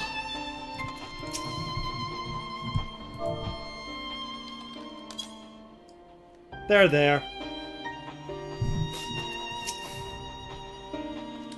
This parley would never like to bring peace, but I had hoped to learn something of the Emperor Varus' relationship with the Ascians. All has had we all. Yet if he is in league with them, he is not like to volunteer that fact. And if he is not, how much weaker would his position seem for their presence? If we are to approach that particular subject, we will need to be subtle. Would that I know more of the man. If you indulge me, Lord Hien, you received an imperial education, did you not? Is it true the Emperor's will is considered absolute? There is no higher authority in all Galamalt, nor else in the heavens come to that. Veneration of the gods is forbidden. The only worship permitted being of his radiance one person. That sounds suspicious like religion itself. I share your disdain for their hypocrisy, even as they denigrate the idea of faith. They revere their leader with a fervor others for the divine. 'Tis a flaw common to much doctrine they fed us. Logical on the surface, perhaps, but contradiction upon closer examination. I wonder if discussion of the various discrepancies might prompt the Varus to reveal something. Was his very conventional beginning that was his twice I lost a bloody moon at the... Oh, of course, DG! He can't! And that's totally different! Totally different! You've spoken to everyone then? Good. All that remains is to await the pleasure of the Emperor.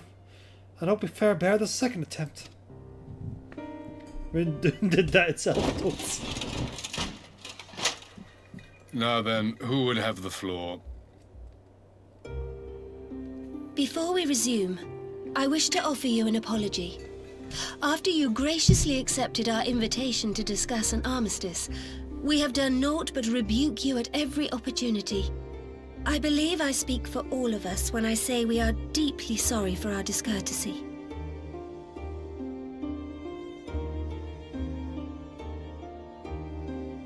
I'll admit your familiarity with our affairs surprised me, and served to remind me how little I know of yours. I think all here can understand the desire to reclaim one's homeland. But why expand further? That is my question. If I may, the answer can be found in the Imperial doctrine they took great pains to impart to my people. Recognizing the threat Icons pose to the world, Solus Zos Galvus decreed that they were to be eradicated. To this end, he began a campaign to unite all lands under the Garlean banner. Or so we were taught. Yet the Emperor only reached the burn, the Baron said to have been laid waste by Icons, after conquering all the lands that lay between. What is more, I am quite certain the practice of summoning was not nearly so widespread in the days before the Empire's founding. When you put it like that, it all starts to sound like an excuse, doesn't it? But to distract from what? Why are you really waging this war?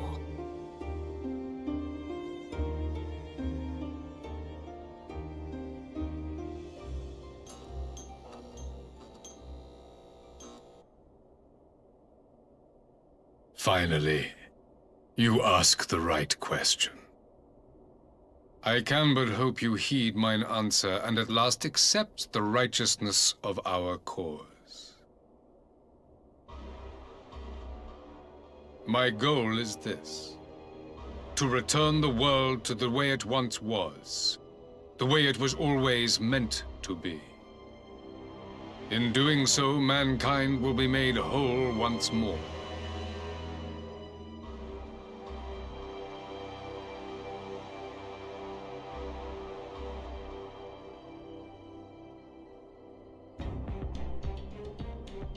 No longer will we suffer from the dissension born of our differences. There will be but one race, a perfect race, as we were when time began. What in Rulga's name are you talking about? I am talking about the origins of this star, of the source and its 13 reflections. At the instant of the great sundering, 'twas not only the world that was shattered, but mankind itself. Thus were we divided into myriad races, each with its own unique imperfections. That is why man looks upon his neighbor and feels fear and hatred, why he wages war, why he kills his brother. You all in your own way have proven as much today. The peace you seek is but a fleeting solution to a fundamental problem. One which calls for more drastic measures. To bring about everlasting peace, our worlds must be rejoined.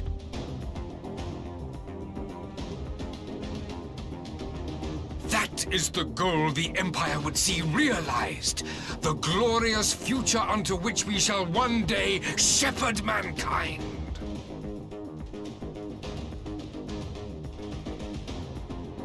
A rejoining of worlds.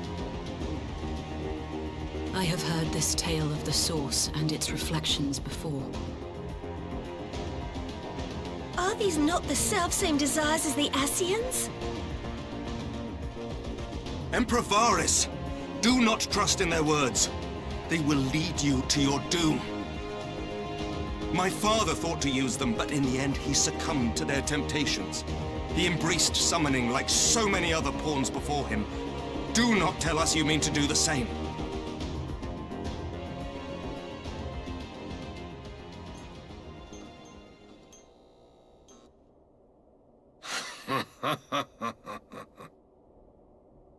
To be a pawn, free from the burden of choice, would be a blessing.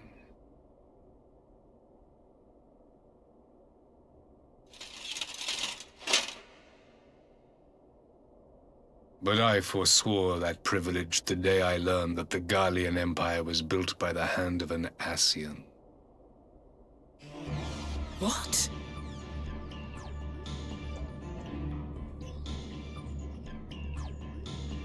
Yes.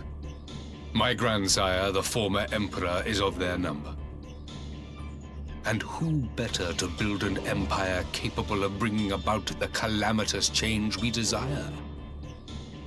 Would you condemn me for this alliance? For bowing to the will of these shadowy masters, when the prize is true and lasting peace?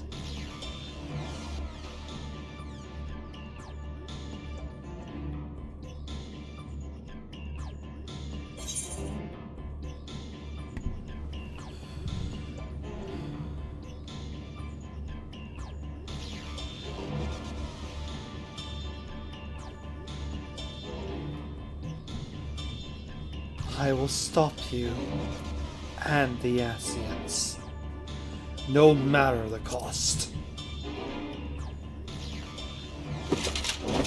I come not to conquer, but to liberate.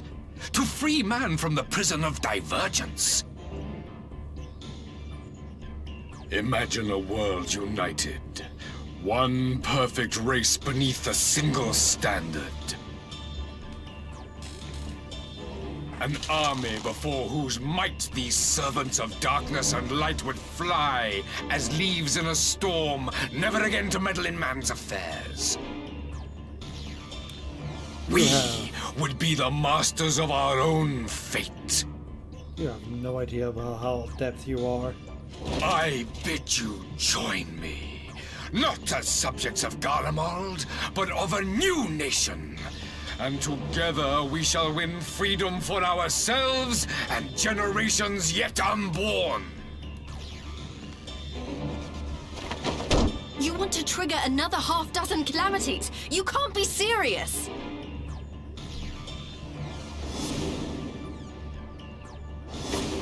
Have you forgotten how many died? There will be no one left!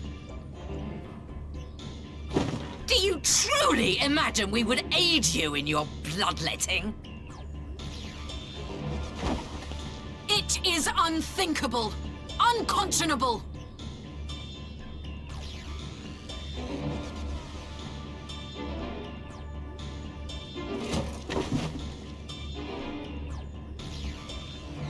And what is the alternative?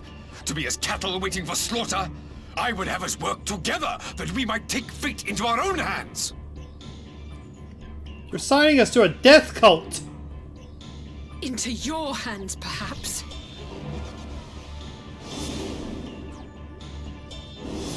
But what of the other worlds, your radiance? With every calamity, you obliterate a star and every soul that dwells on it.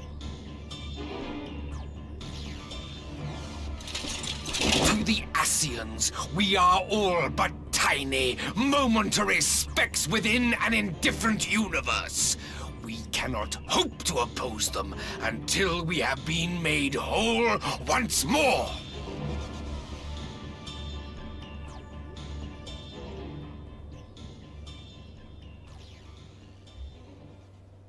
Are these truly the words of Garlemald's ruler?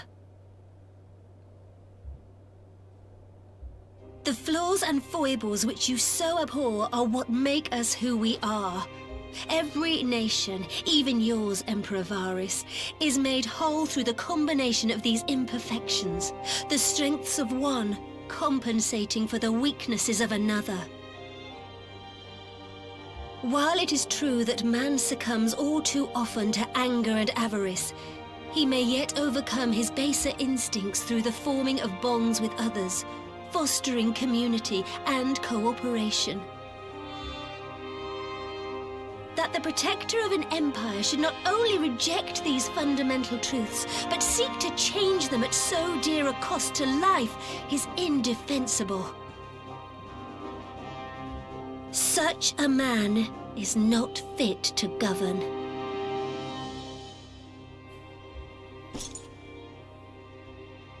And you, warrior of light, would you refuse me as well? Pretty sure I just did.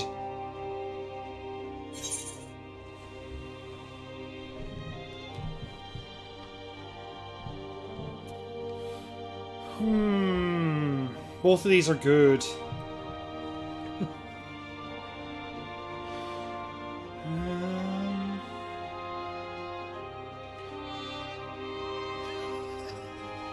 Right, Ori?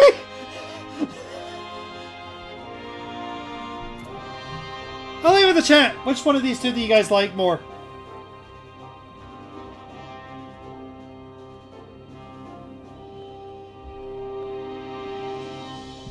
Two.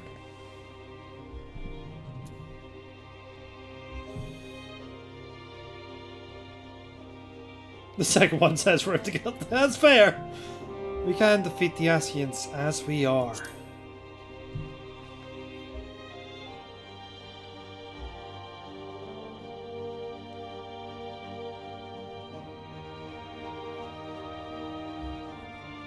It would seem the Alliance is of one mind on this matter.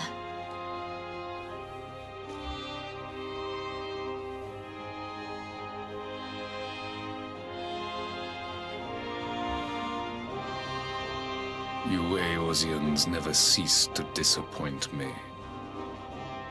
Though I suppose I have only myself to blame for expecting more from savages.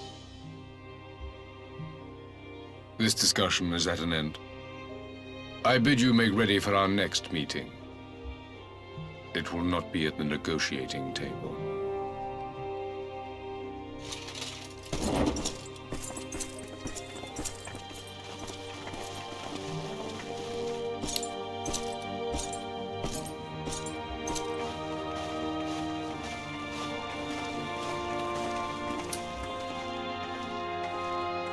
He is not wrong.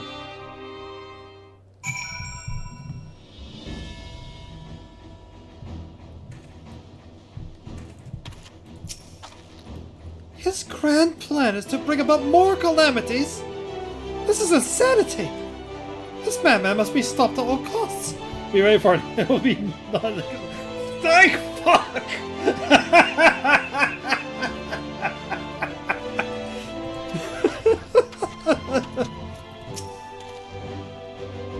We suspected the Asians meddled in the shadows of the Empire, but the truth is far beyond my wildest imaginings.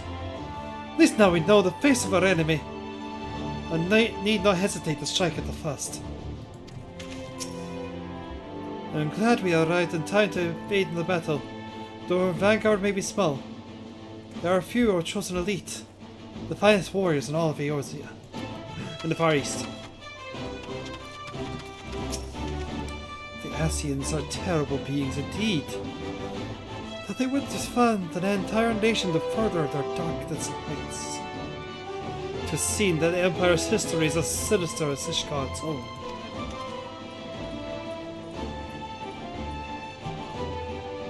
That could be fun, Ori. Especially in the right game. The Temple Knights are deployed in its full strength. Eorzea's future is Ishgard's future, and our fates ride upon the outcome of this conflict. My first engagement is Flame General, and it's a full-scale war with the Empire. I feel some measure of nervousness, of course, but I swear I will make farther proud than all the battles to come. Mate, you already do. Send me to the front lines if you please. We'll give the Imperials a taste of the Maelstrom cannons, not to mention my axe. It would take a twisted kind of sense that the Empire was built by the Chaos Bringers themselves. The revelation yet rails me. But now that we know our enemy are one and the same, we have the target upon which to unleash the full force of the Alliance.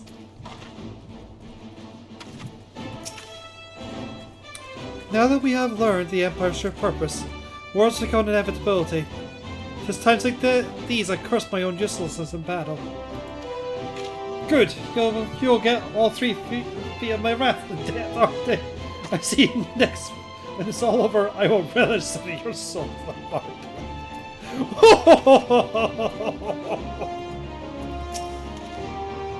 I was born in the Empire, but I'll never serve the Emperor. Only the seats here commands my loyalty.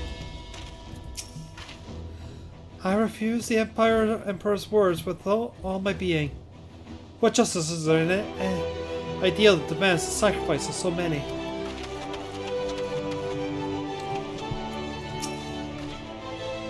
I came back to find Doma's advance party ready and waiting for battle.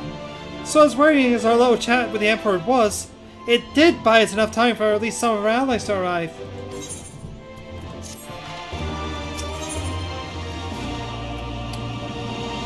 As an aside, peeps, if any of you have been following or watching the stuff that's happening in the world right now, this next map, the dungeon, might be a little disturbing. It is nowhere near the level of horrors being inflicted on 2 places upon the planet right now that I can think of.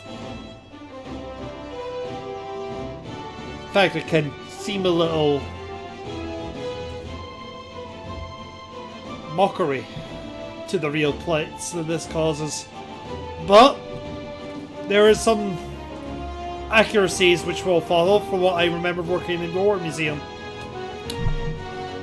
So, viewer discretion is advised.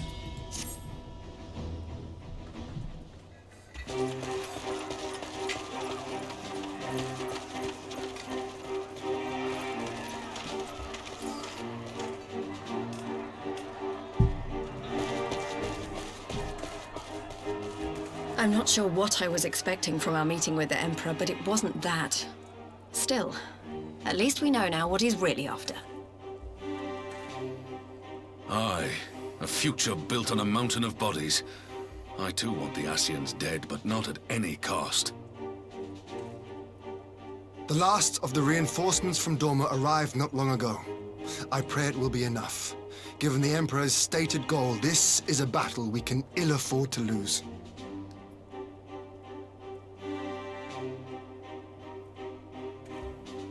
If the Gallians come in force, we may not have much say in the matter, even with our combined strength. We knew from the first that the odds would be against us. But if there is even the slightest chance of victory, we must do everything in our power to seize it.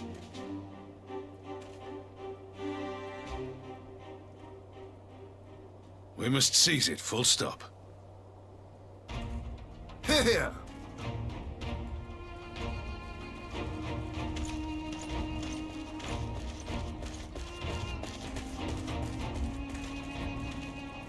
The 2 of you are to join an irregular unit and support the main host. I won't bother asking if you're minded to fight. After coming this far, how could I not? And for once, there's no one around to countermand me. Not that they would. Not even my brother. But we all know who'll really make the difference. Ready to frighten some Garleans?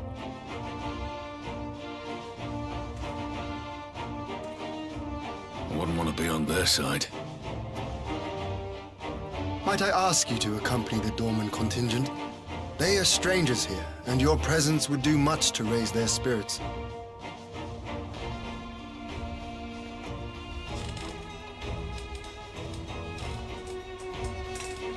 We would be honored. When our people stride out with you in their midst, I dare say the Eorzeans will feel an ilm taller themselves. High spirits have a way of spreading. What I wouldn't give to join you. But my duties as field commander will not allow it. I leave the front lines in your capable hands.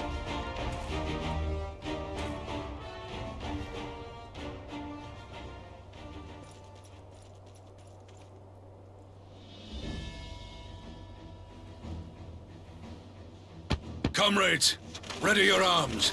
The hour of battle has come. May the crystal guide us to victory!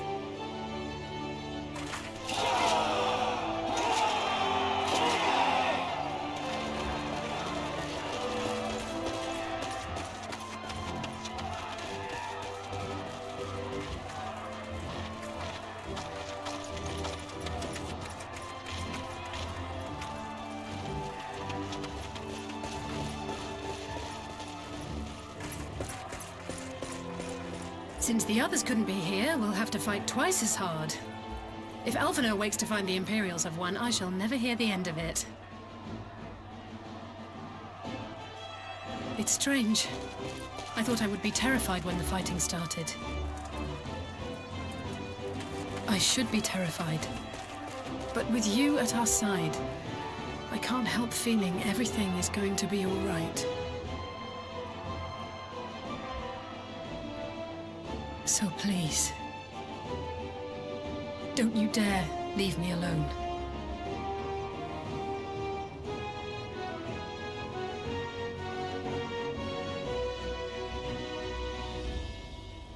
No matter what happens, we have to survive together.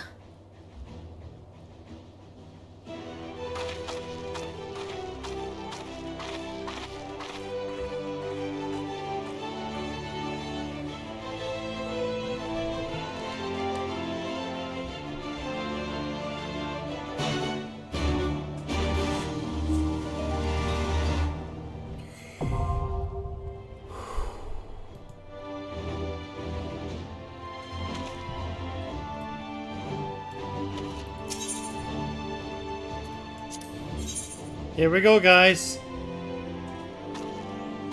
Just us, Ian, random ass shaman, and Alice.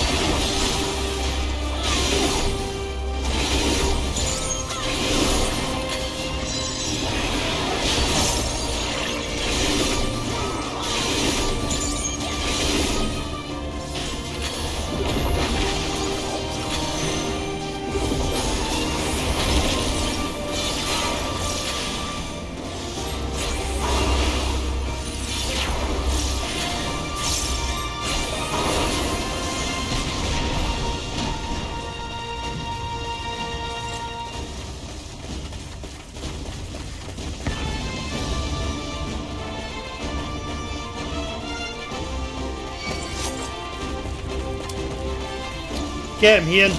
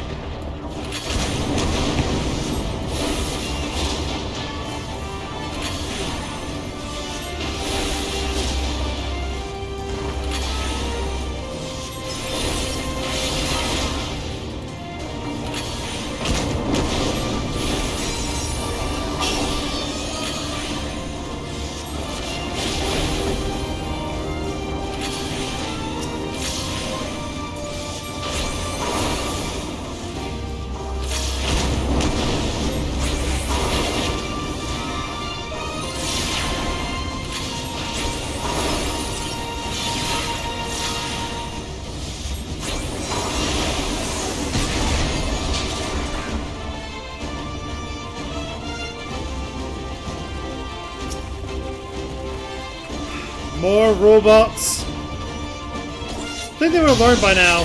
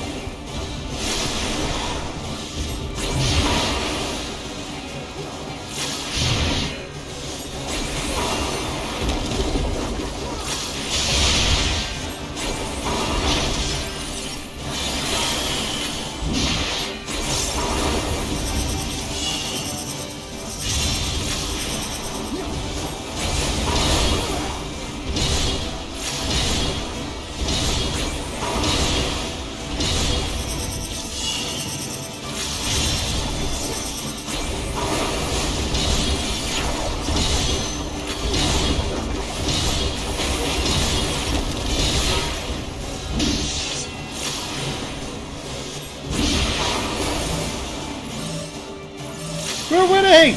It's all thanks to Dope Shaman! You are our greatest hope. I mean, they're the healer! This will fall soon enough. They are our white mage!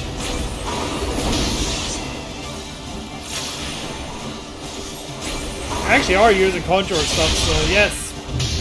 Yes, they are. Mickey Mouse time!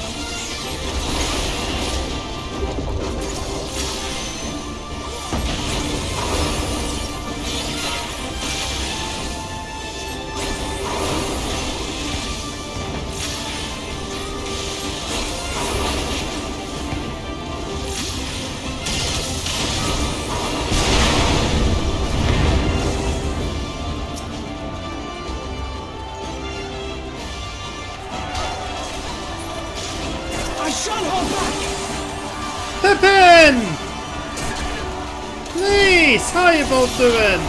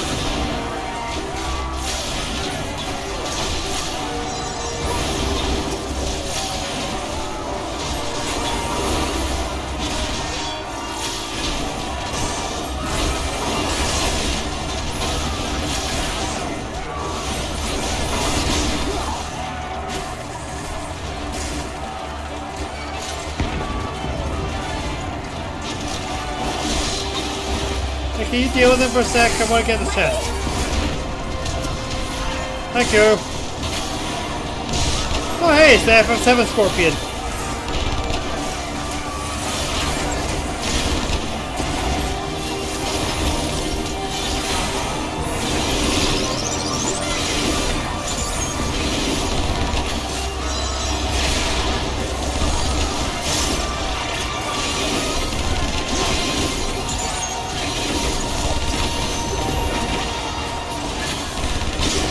Back up to the tail.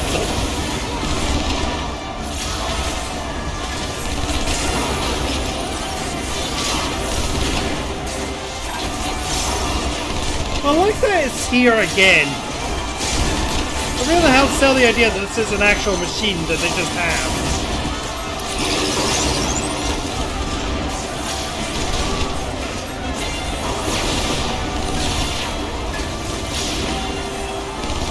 Fire does not work on robots.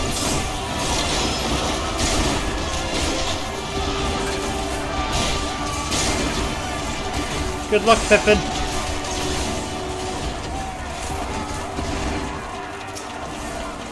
Prometheus? Foreshadowing.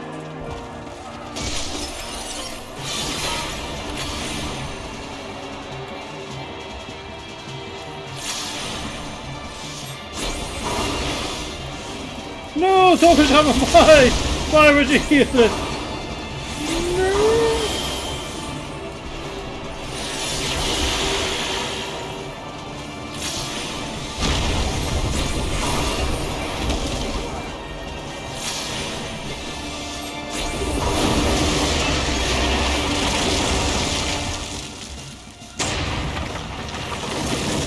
Probably is, DG.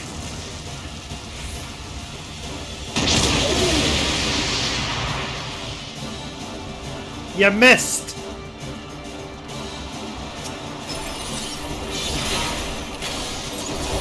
Out of my way!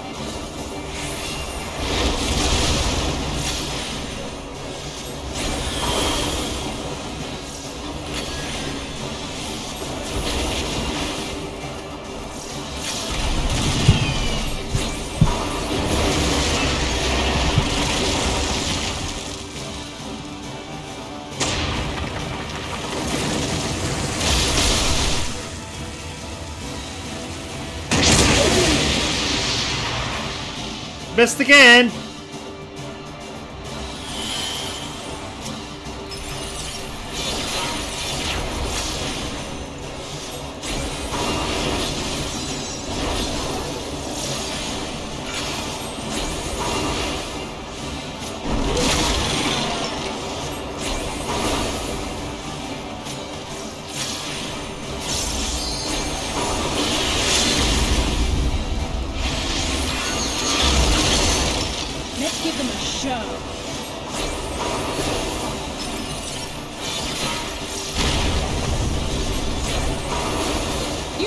soon enough.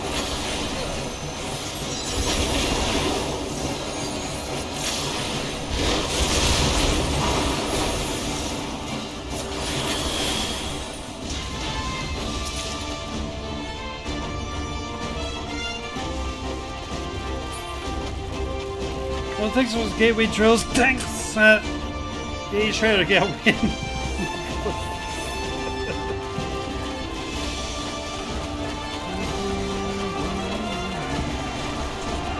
Kenny! Emmerich! One of my two favorite leaders.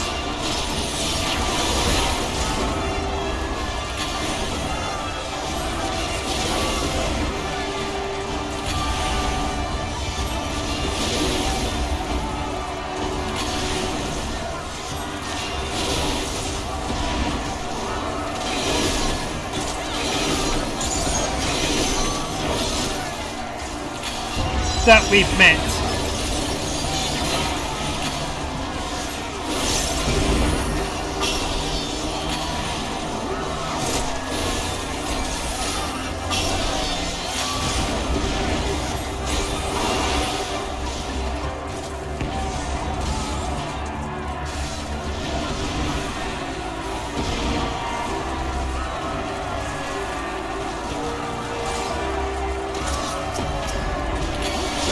Does not yield!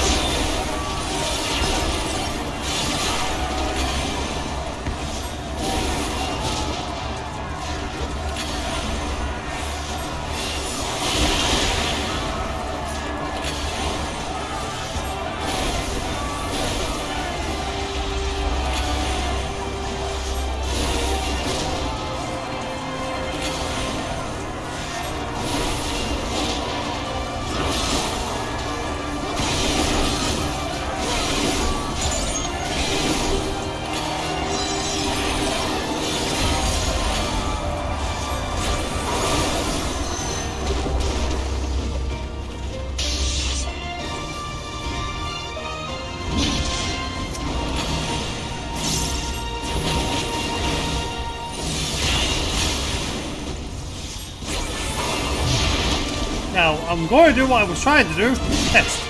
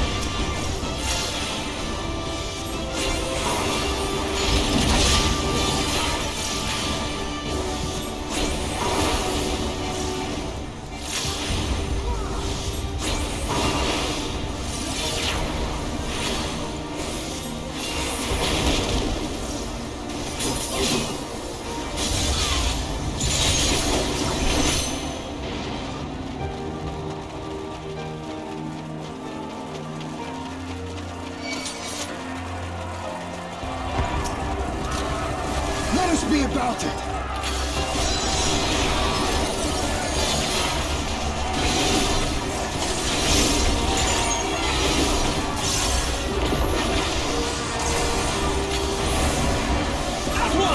Hey, Lisa Pippin are back!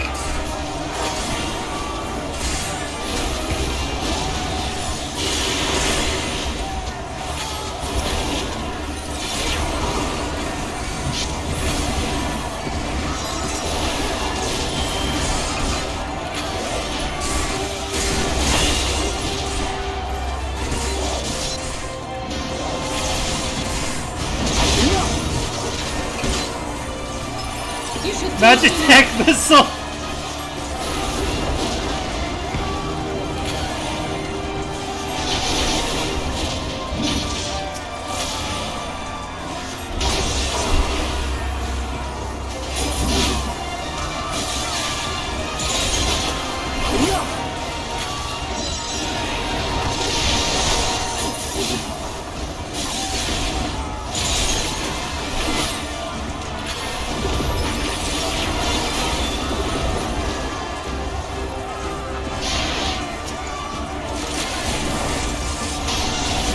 well Samrick now.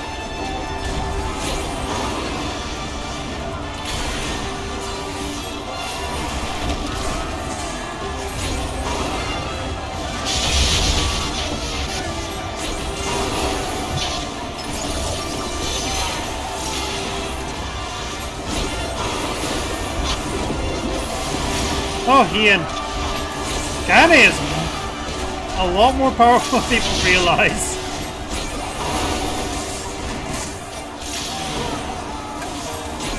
You just can't do anything most of the time.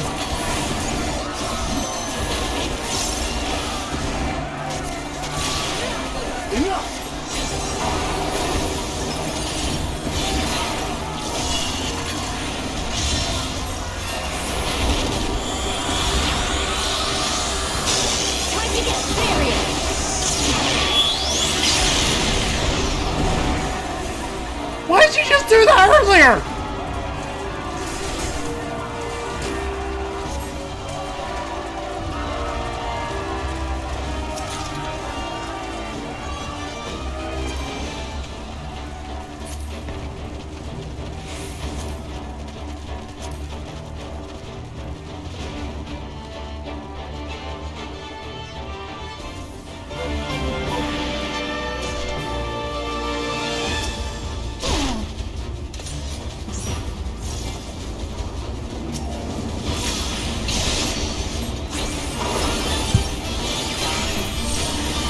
You would have seen these guys in all the cutscenes we just had with Barons.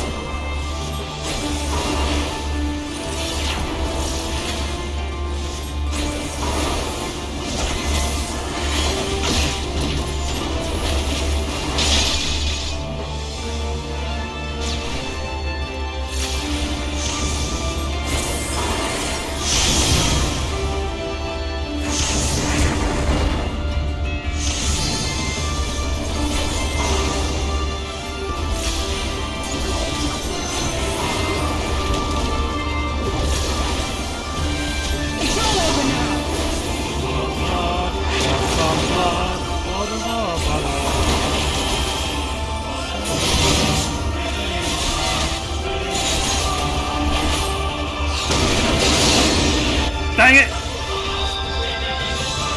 Pretty much. Alright, pretty much.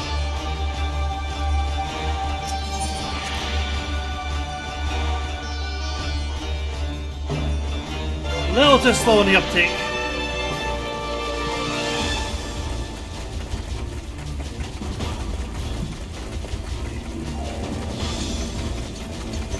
So, you know, we're up against the fastest in the universe. And red and short. What was Jace's thing besides being Australian? Which I don't think was actually the case in the original Japanese.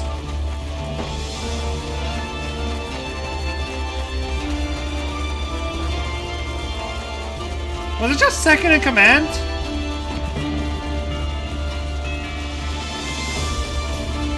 Oh, I know!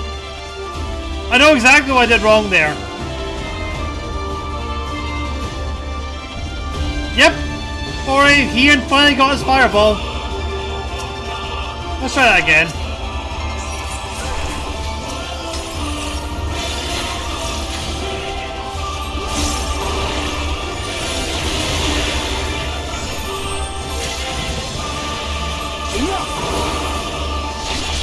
Oh, that was his big thing, his fireball.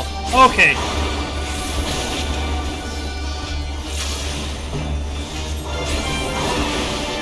Huh. You know, that's kind of lackluster, all things considered.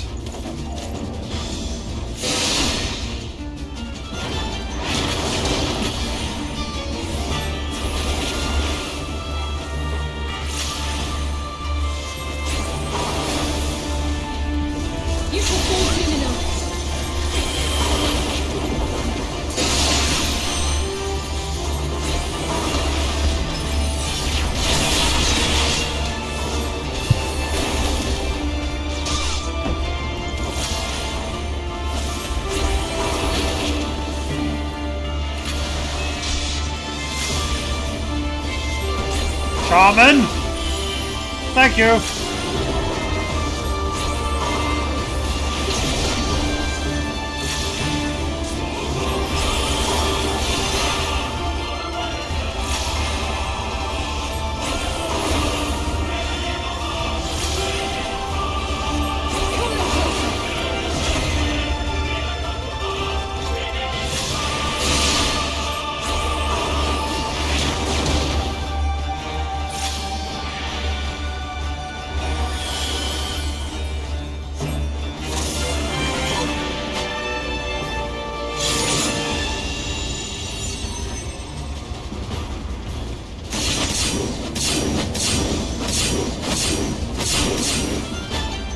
Dang it.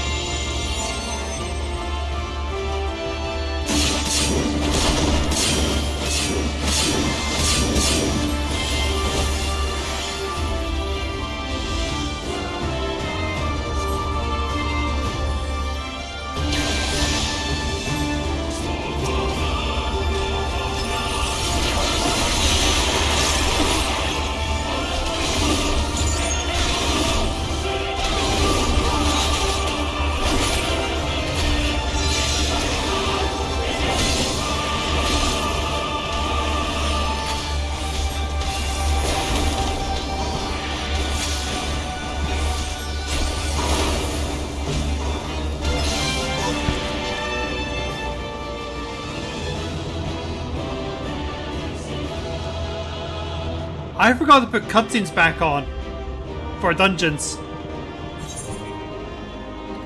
Well, it's too late now.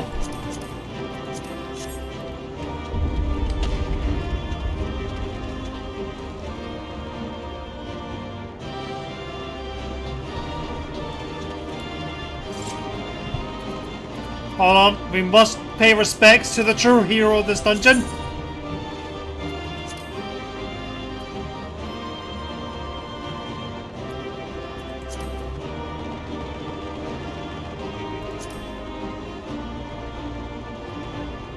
Salute!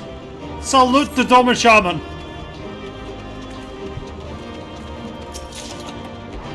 Eh. Oh well, at least I finally got this. Wherever it is. There it is.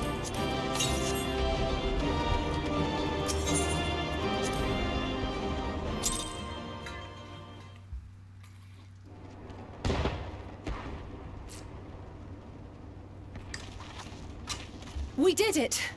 I dare say they'll be reeling from this. You were truly inspiring in battle, my friend. I'm determined not to be outdone, but there seems to be no one left to fight. A tactical withdrawal, perhaps? We should give chase. Finish them off while we have the chance. Imagine the other surprise when they wake to find the war already won.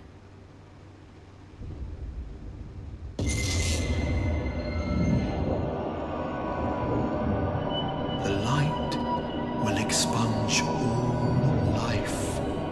Only you can forestall the calamity. Throw wide the gates. No! No!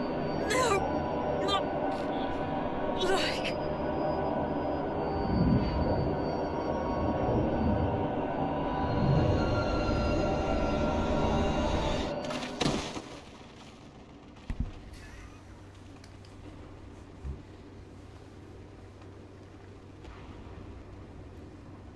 Oh no. Don't tell me. Are you all right? All my friends are gone. How do you Quickly, think we must get her back to the encampment.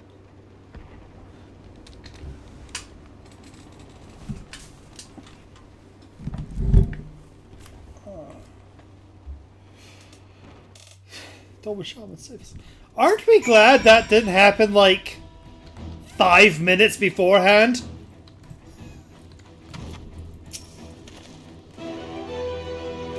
Alice has been cared for in the infirmary. Would that there were more that we could do for her.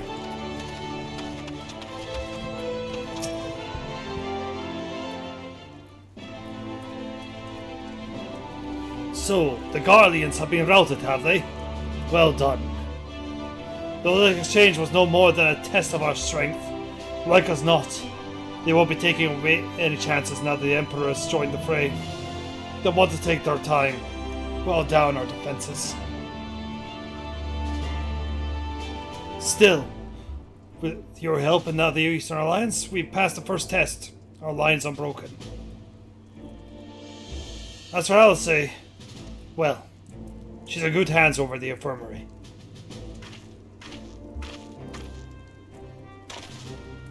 My lord, the Courageous have completed their examination of Mistress Halsey, and it is as we feared. She is locked in a slumber without any outward cause.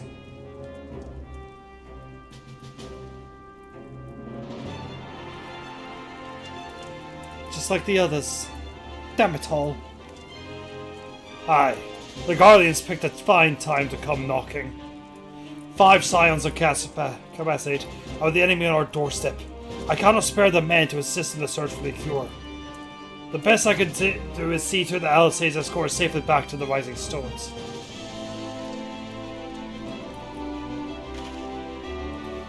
Yagiri and I will return to our encampment. The main contingent of our forces from the Far East are under sail, and all must be made ready for their arrival. I'll not keep you then.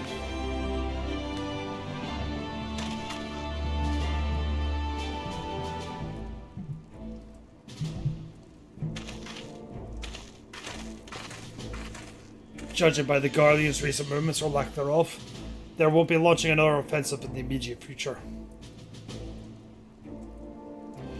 You should return to the Rising Stones. Given the plight of your fellow Scions, I can understand how you feel an edge, but you'll be no good to anyone without rest. Doman Shaman, save us!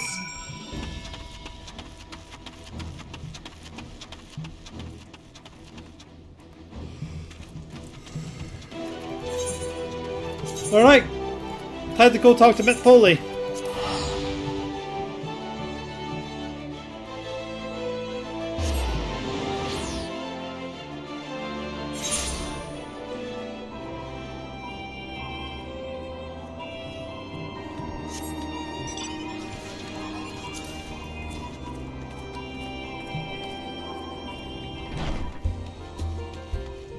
Ba-dum, ba-dum, bam, bam. Ba-dum, ba-dum, bam.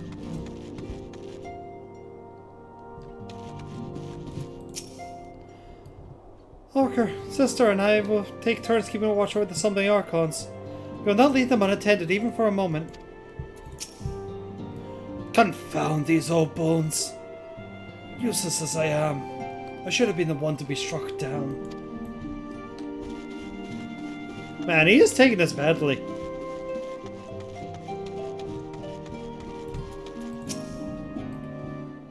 As a mage, I have a few scholarly acquaintances of my own. I'll reach out to them for their insights. It may not be much. It's my own little way of hating Mr. Salasay.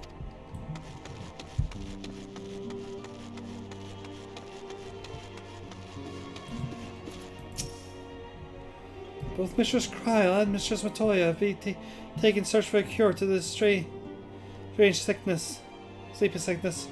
I pray for a find a remedy soon.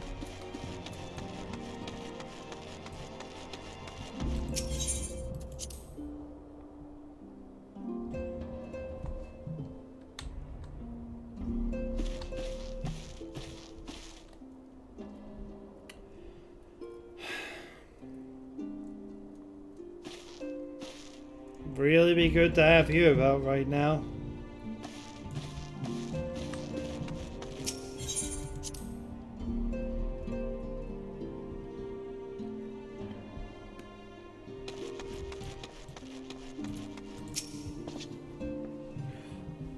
Ah, Relina. Welcome home. Word has it that Mistress Alcey gave the Guardians quite a thrashing. Speaking of whom, where is Mistress Alcey? I was certain she would have returned by now.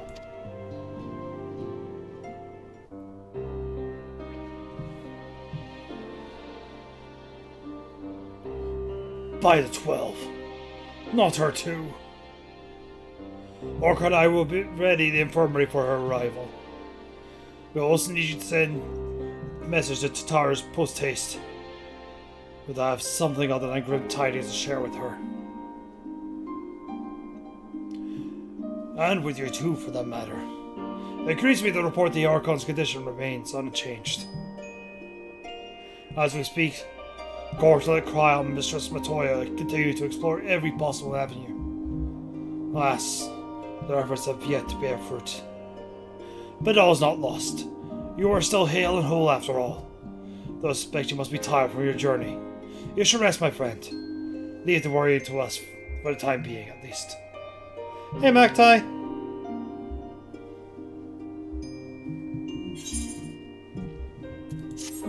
I'm alright. Relina isn't right now. Yes, his name is Hoary Boulder. Meanwhile, at the border of Alamigo.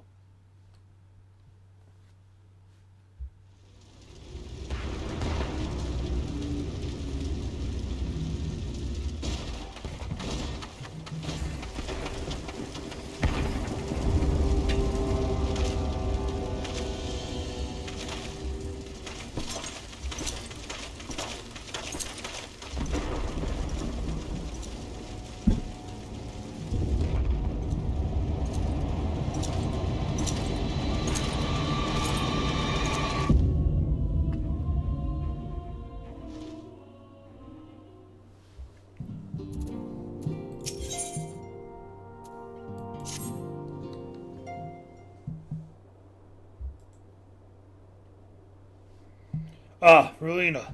Yours is a welcome face indeed in these troubled times. Though if you come to inquire about our stricken brothers and sisters, I'm afraid I have naught to report. I would be surprised if you did. I've been here the whole time. Corjon and the others have continued their tireless search for answers, and I too have done all my power to assist them. Alas. My apologies for the intrusion. I was told Master Alphino has brought here. I was to see if the condition has improved.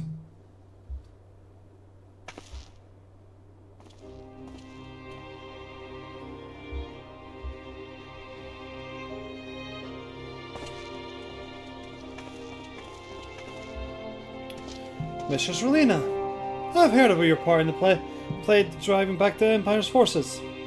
Thank you. That you're able to stop them, only for a short while, gives me hope.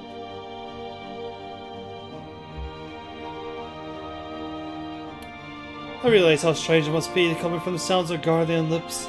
I speak to them of love I bear for the homeland, because I wish to see an end to the bloodshed. That's why I chose to share all I know with the Alliance. Oh, surely we named Brenda a traitor. I'm content to bear the ignominy. It will seem a small price to pay if it helps prevent this conflict from escalating any further.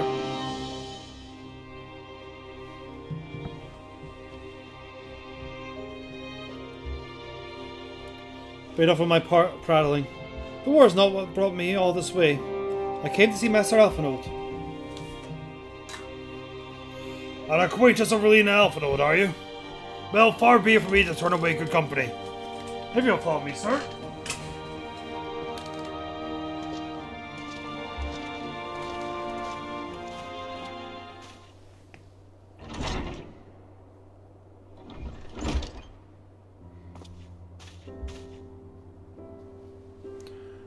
When word reached me that Alphinaud would return, it seemed only right to pay him a visit. Poor lad, who pays me to see him thus, but I take solace in the knowledge that he is safe and well cared for. He fought valiantly at the burn.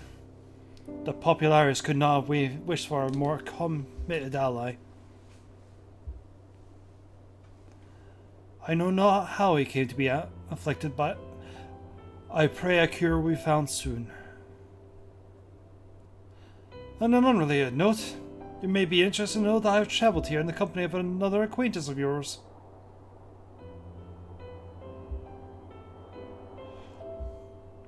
He wished you had North Silvertear. I'm certain he would be glad to see you. Assuming you can spare the time, that is.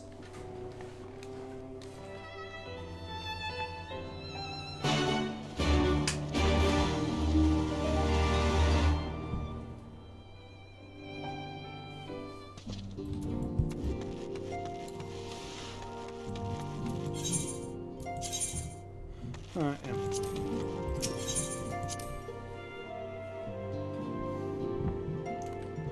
We require a unicorn.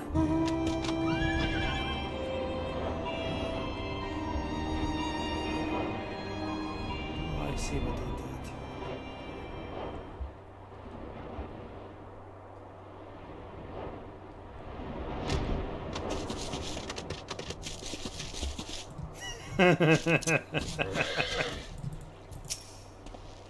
Ah, there you are. I was beginning to think you would not come.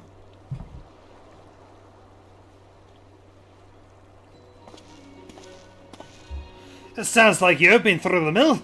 You could have called me. Though I must confess, tracking down the missing souls isn't exactly within my field of expertise. As you may have surmised, I heard much of Master Garland growing up in Garlemald. Indeed, he has long been a source of inspiration to me. Most Garleans would say he's a traitor, and he turns back in the country. We, the Popularis, however, consider him a revolutionary. A man willing to defy the Emperor's dreams of subjugation. His ventures might bring about a better future for all mankind.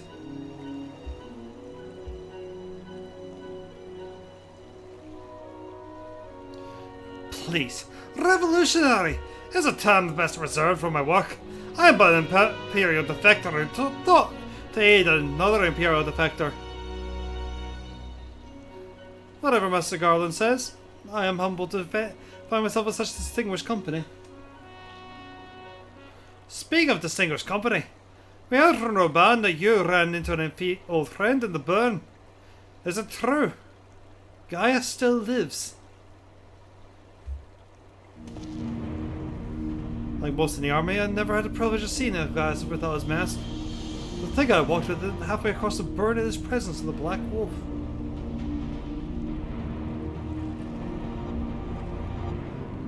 And he claimed to have several ties with the Empire to hunt Asians, did he?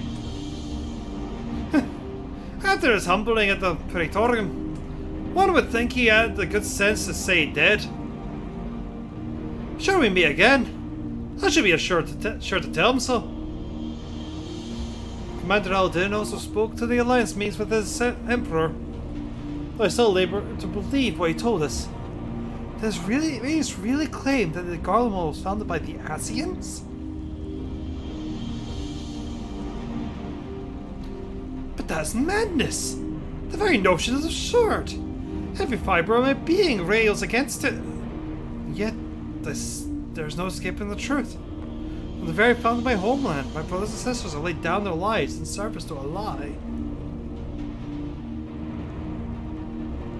The Asians must be stopped. To save my people.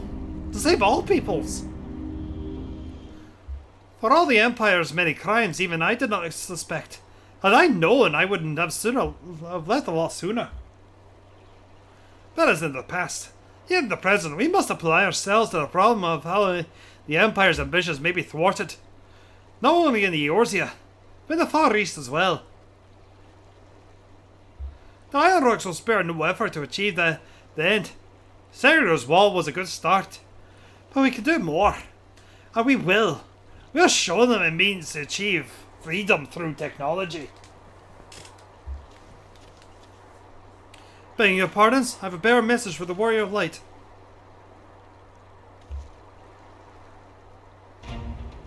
Commander Eldon requests your presence at the Alliance headquarters at Alamigo. You will discuss matters of strategy at your earliest convenience.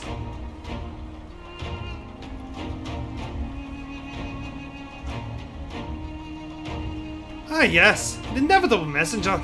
I knew it wouldn't be long before duty calls you away. There's no time without being instances. Could I tempt you to ride aboard the Excelsior? Is there a faster way to Arabal's side? I'll personally apologise to the commander for keeping him waiting.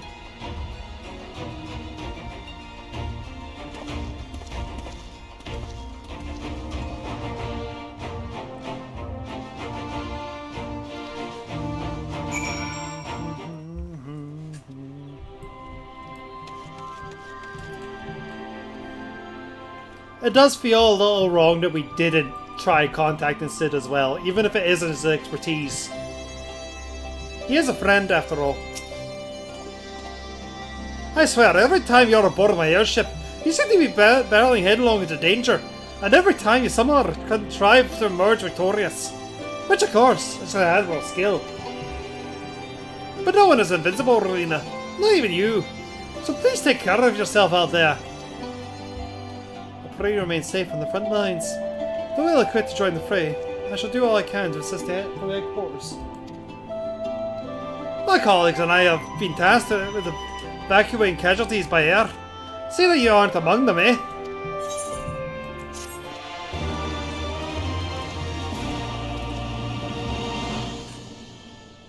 That's true, Ori, actually. That's true. Because we don't know if there's another cause that's doing this.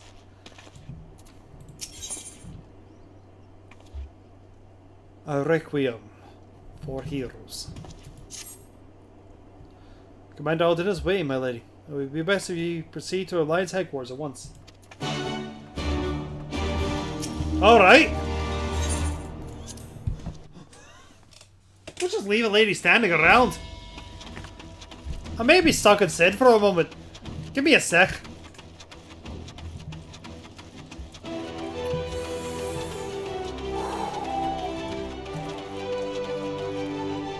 Okay, yeah, we are definitely not starting Shadowbringers tonight. It's 10 past 11. You're here. Good. I'll summon you to discuss strategy, but first I'm going to praise you of the Guardian's movements. Upon speaking of Raban, several cutscenes will play in sequence. It is recommended you set aside sufficient time to view these scenes in their entirety.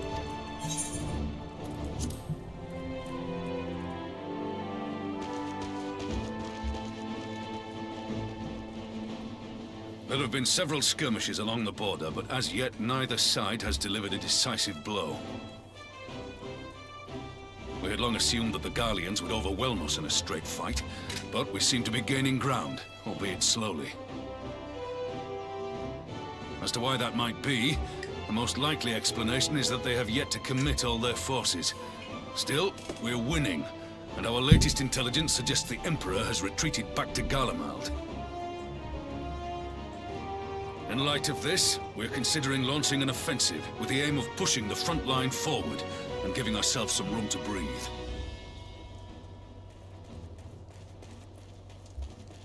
Commander! The Imperials! They've broken through our defenses to the east!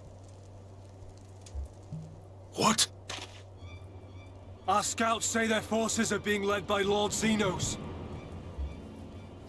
Lord Heian and Commander Hext have taken their troops to provide support, but we don't know how long they can hold out. Your timing today, Cap. So, they've been biding their time, waiting for his arrival, have they? Very well. Send word to our allies, requesting reinforcements for the front line.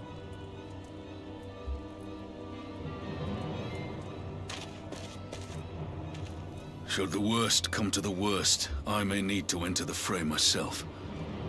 But what of you? Do you still have the strength to fight? It's not that I don't have the strength. There's just a very strong possibility I might collapse mid-fight because... Oogie Boogie Boys.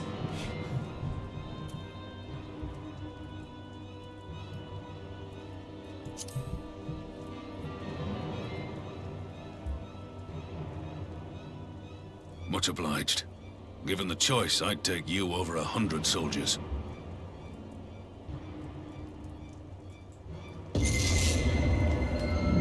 Why won't they open? Please, I bid you open.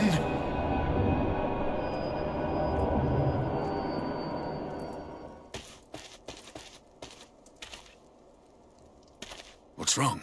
Is it the voice again? Are you sure you're in a fit state to do this?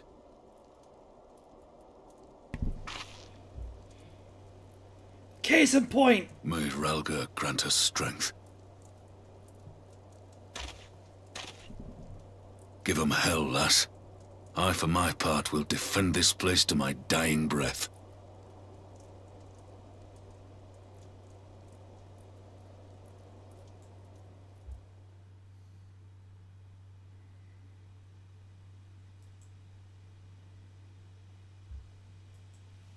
Meanwhile, in the Borders al Amigo.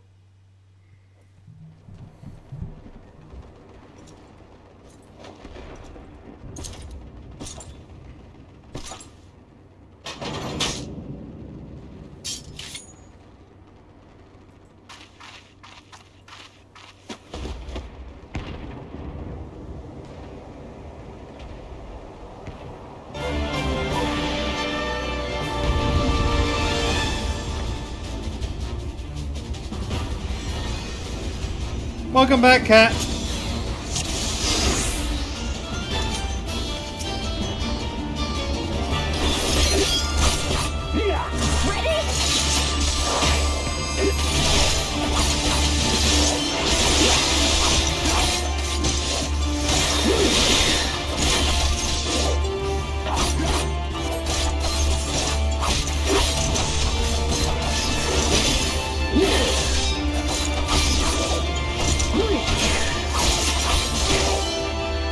But where's Norman Shaman? Don't tell me they killed Norman Shaman.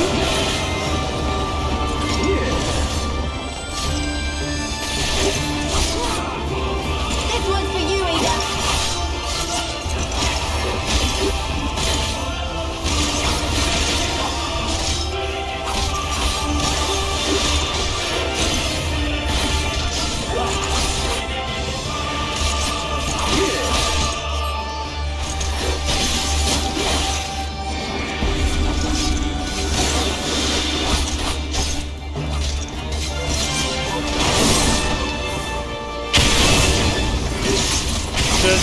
Should've dashed.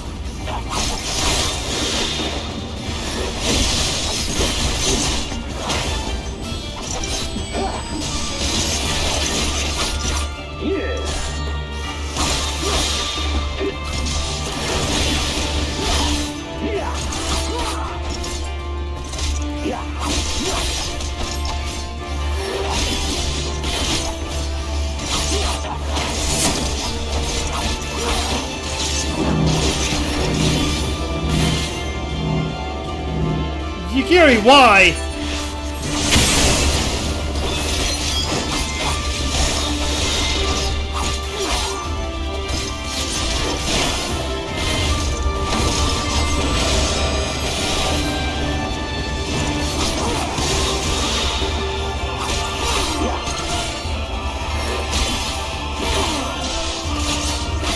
Have faith. Not for you.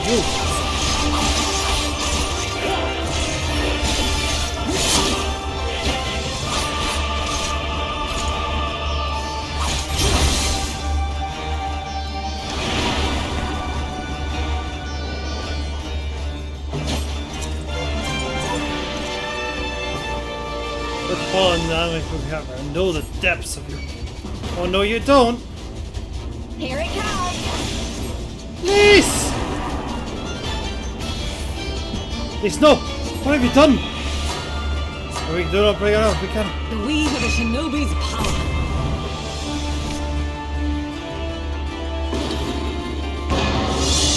The art of my forebears.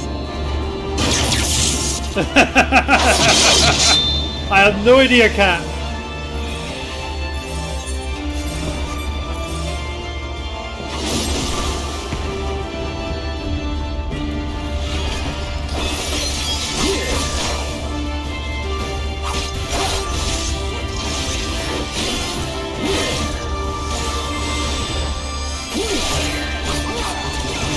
We can turn this around and pull out some of the allies. I should make him.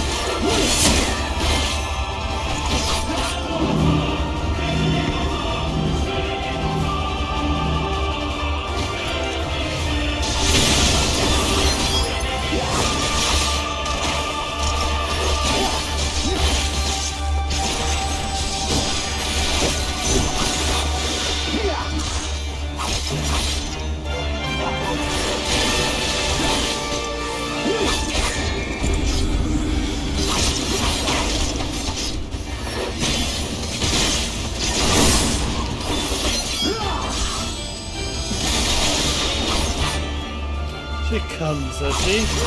I will not waste my time on you.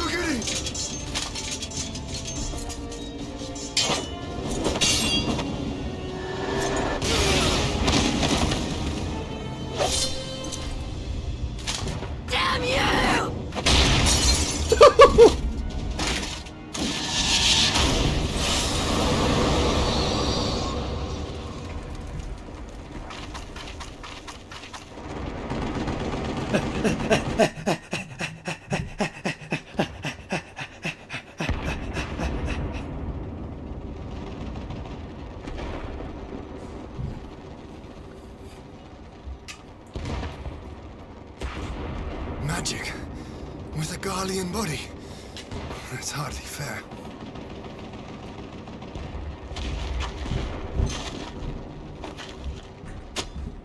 Still, he must be stopped, no matter the cost.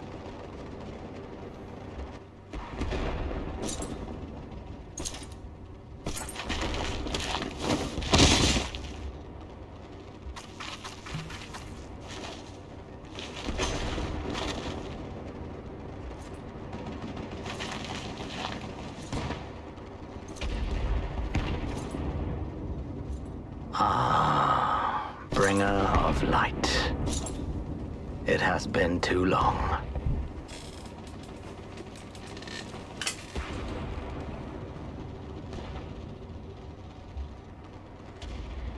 No words to mark our reunion? So be it. Equilibrium must be restored, and only your death will redress the balance.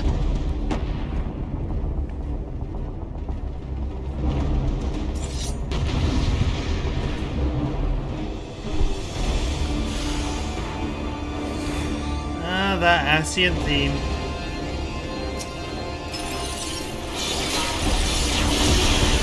Your summoner day is no longer.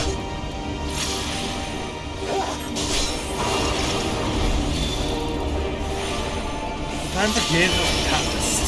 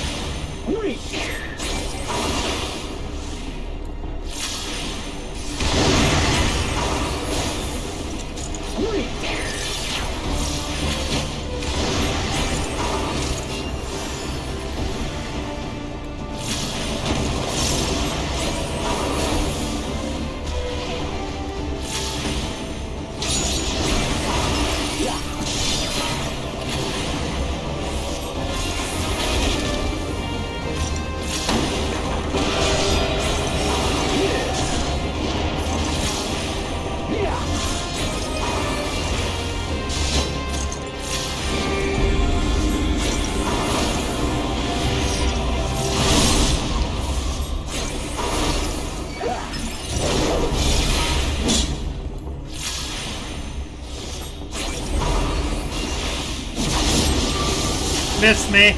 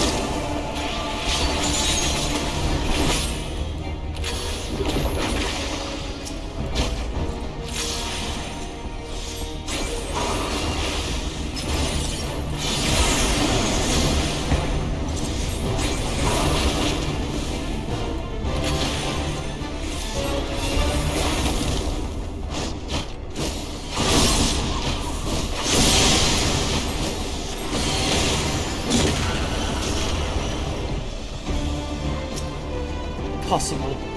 How can you have grown so strong? Get.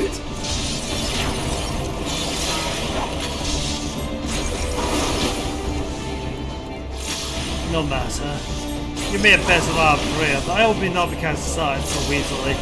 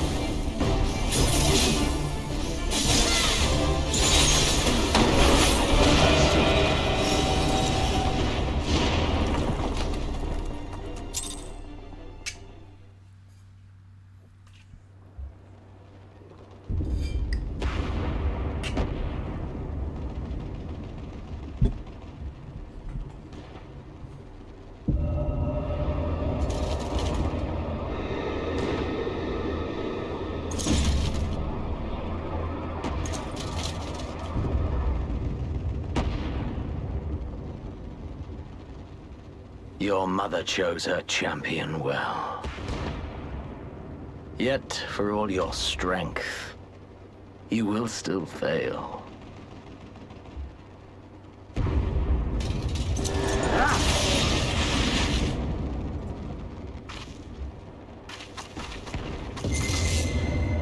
Please, I beseech you.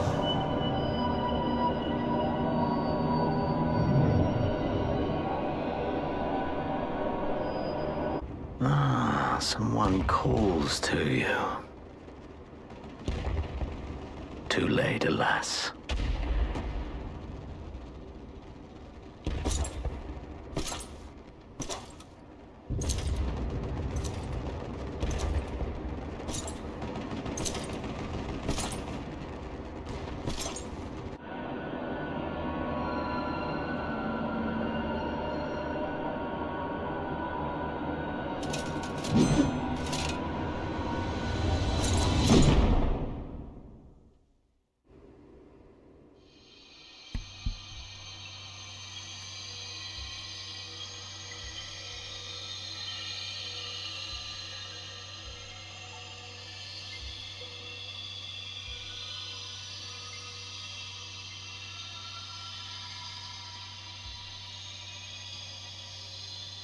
At last, I found you.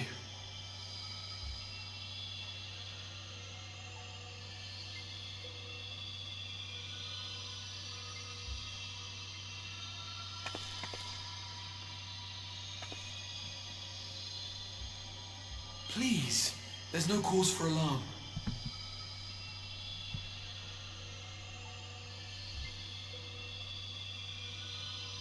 Though, I confess, this is not where I had intended to meet.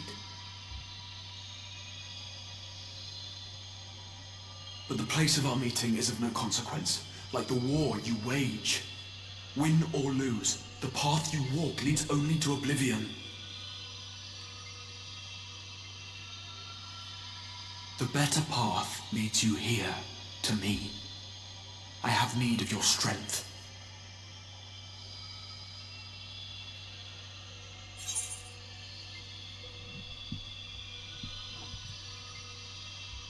Which one we taking, chat?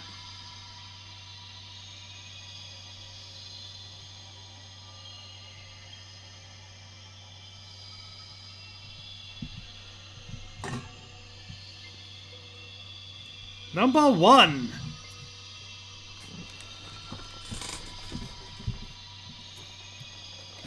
Who are you?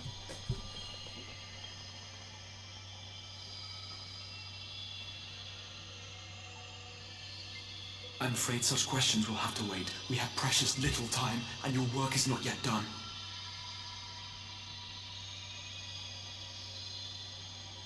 Go to the Crystal Tower. I have left something for you near its base. It will serve as a beacon of sorts, one which I pray will help you on your journey. All you need do is find it. I will take care of the rest.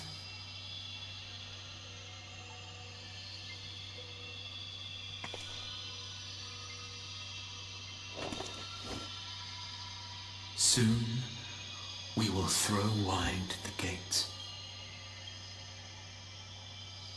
And the path to the first will be yours to walk at last.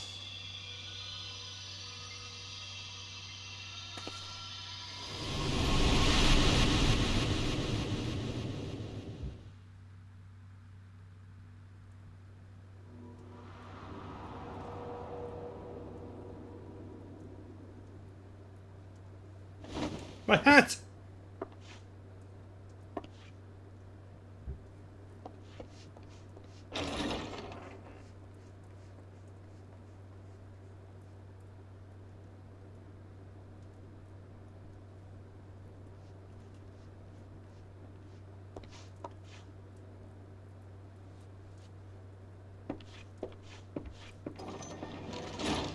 You're awake. Thank heavens.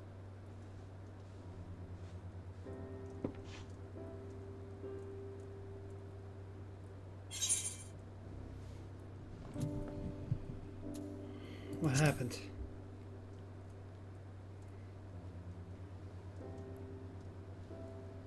Do you recall the confrontation with Xenos? You were the first to come to the aid of Mistress Lys and the others on the front line.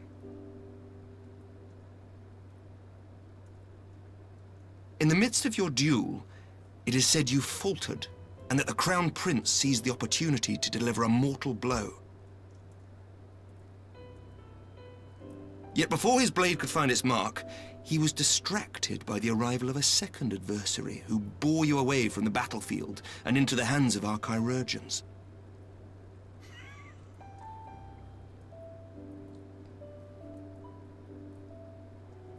Lest you wonder, he left before you awoke. As is his wont.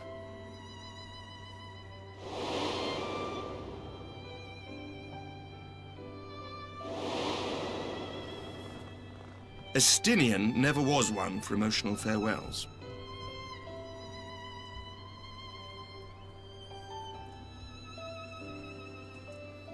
Though Xenos bested all before him, the battle clearly took its toll, for he retreated shortly after your rescue.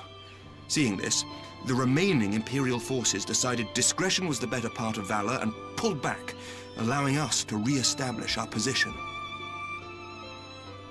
We have since received word of renewed unrest in the provinces, doubtless inspired by the efforts of the Eorzean Alliance and our Far Eastern allies. Nor does the good news end there. We have also come into possession of intelligence suggesting unrest within the Imperial Court. This would certainly explain why both the Emperor and Lord Xenos appear to have abandoned the fight. A long-awaited ray of hope in these dark times.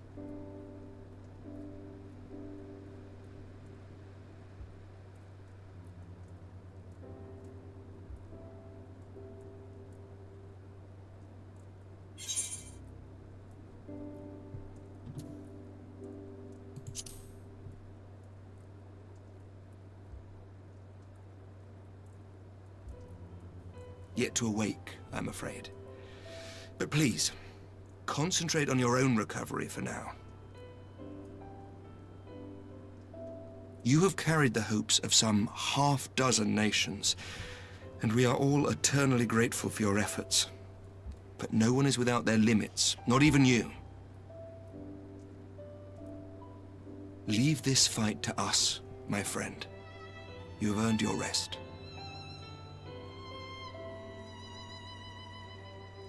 But before I forget, I was asked to deliver a message as soon as you awoke. A reminder that you are not alone, though many of your allies have fallen. When you are well and rested, you are to return home, where friends will be waiting for you.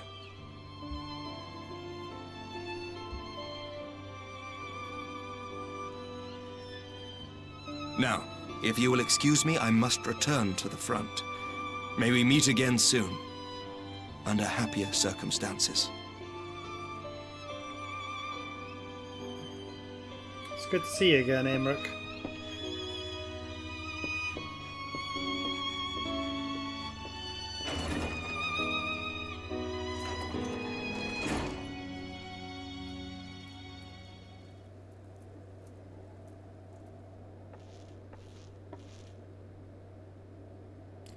Well, this is an unexpected surprise. I thought you could find a bed.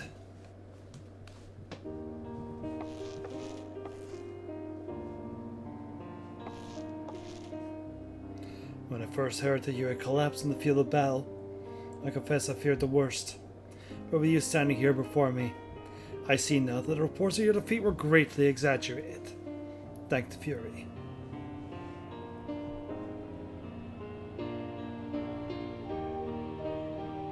As long as we have you, Mr. Swiss Knight, history suggests we have a fighting chance. Speaking of fighting, you may be surprised to hear that the war efforts can already be felt even here in Ishgard. In the anticipation of a need for reinforcements, Artorial will soon be departing for the front lines. With a contingent of our finest knights. I would advise you to stay until your strength returned, but I know it would be exercise in futility.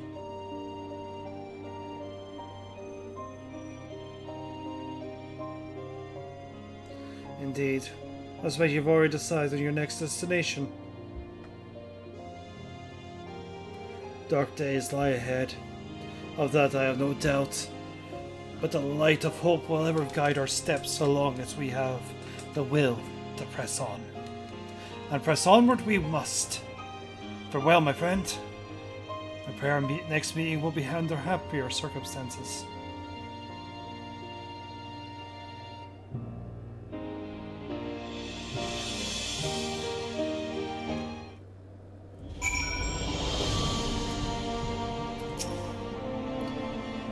You know that you are ever welcome at House Fortune.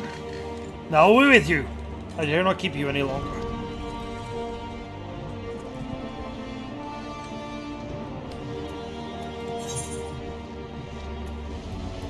That's a really awesome picture of the Xenos body. Thanks, Lise.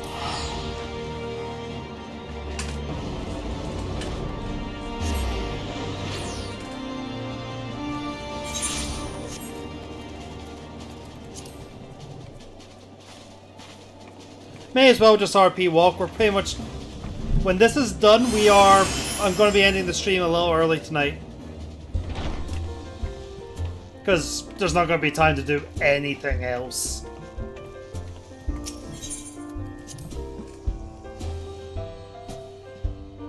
So RP walk away.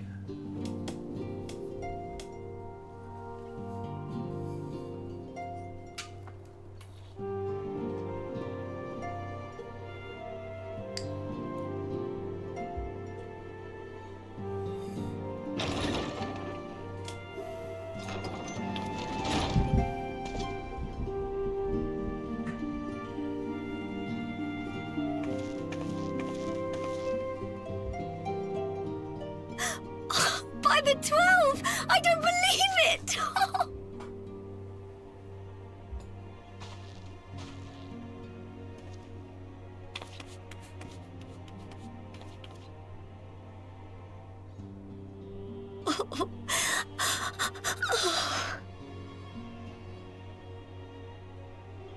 I rushed back as soon as I could.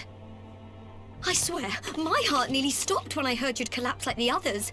What in heaven's name is going on? Tatar.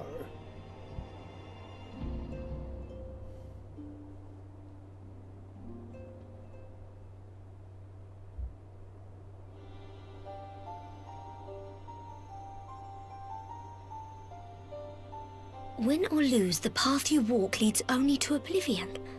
Oh, well, that's helpful. And what else did he say? The better path leads to him?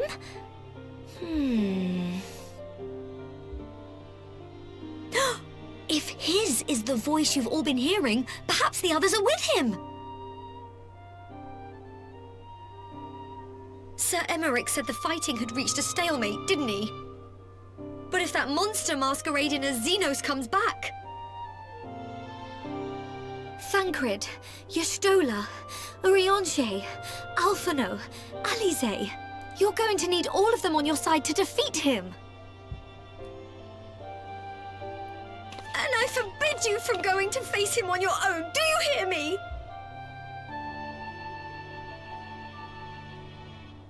So if you must leave, go and find the others.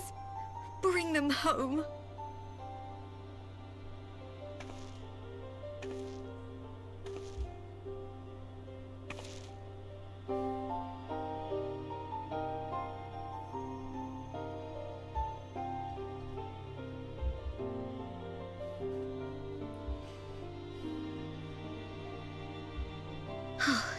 As for where to start, you said the stranger had left a beacon for you at the Crystal Tower, right?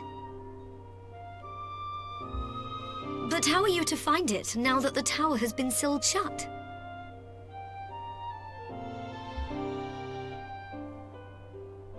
There has to be a way.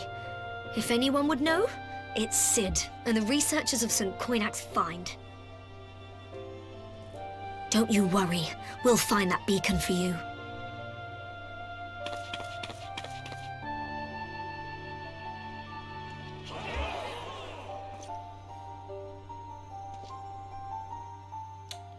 Well, meanwhile, in the Imperial Palace.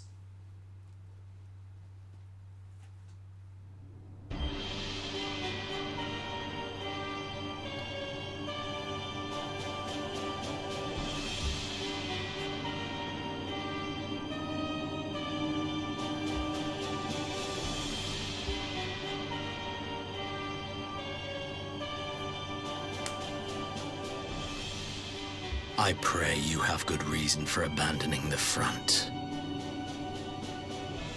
How could I remain there while the rumor that my son is possessed by a demon spreads like a sickness here at home?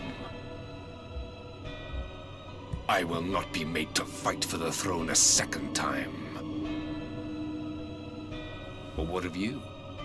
Did you not tell me you would destroy Eorzea's champion with the ease that one might swat a fly?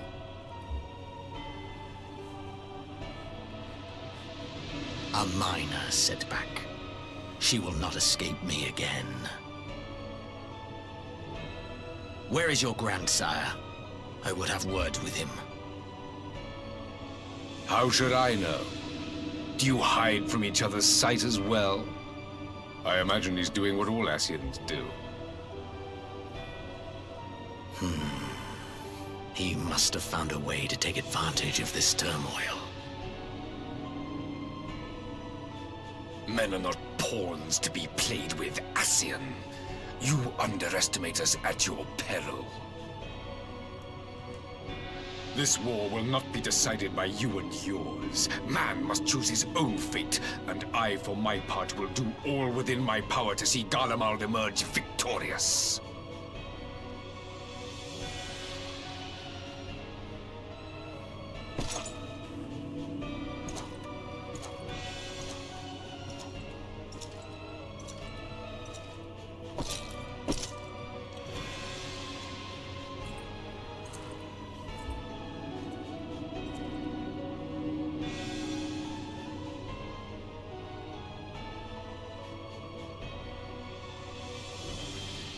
Pray forgive the intrusion, Your Radiance, but the requested preparations are now complete.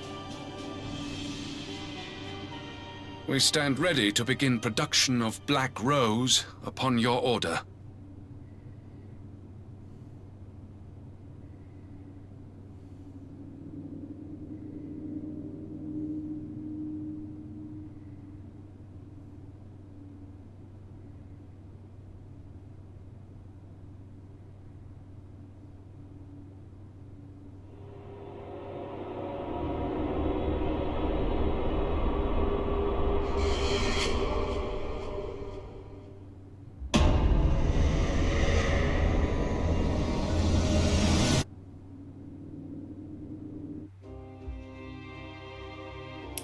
Guys, we need to start Shadowbringers next week.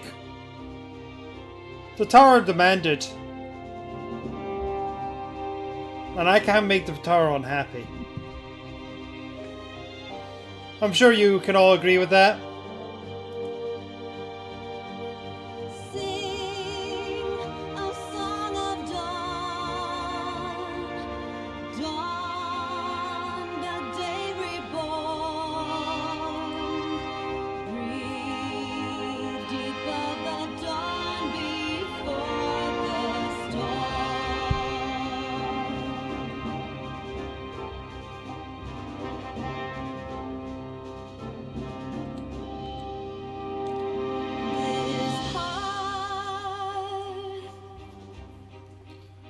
Here's some concept art. But man,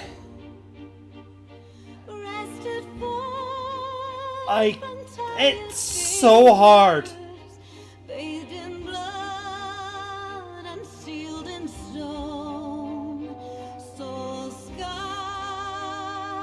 The lead up to Shadowbringers is just so... How did the people back when this first came out contain themselves?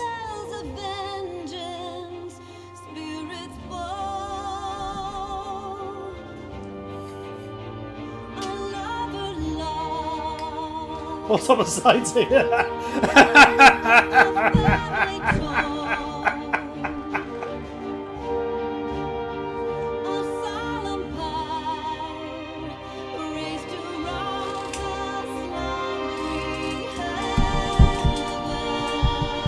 Oh.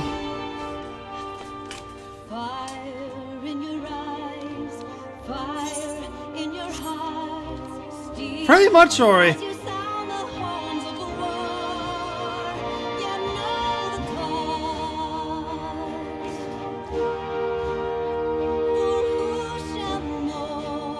It will be a shock to absolutely no one who knows the story of this game. Shadowbringers is my favorite expansion.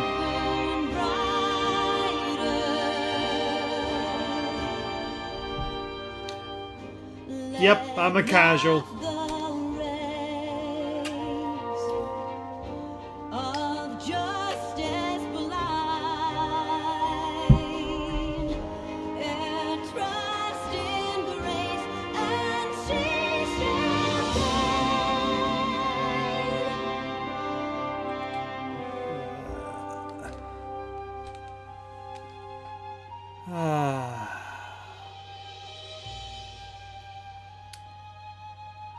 But man, They really, really nailed this patch. This patch quest delivered so much.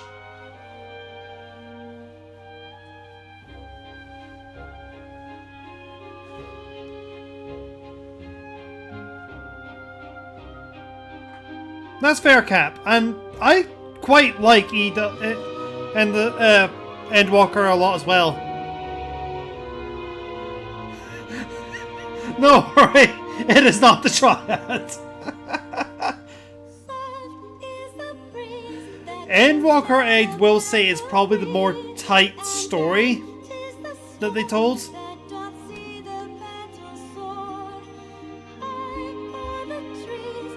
But yeah, 5.3 is just... Oh.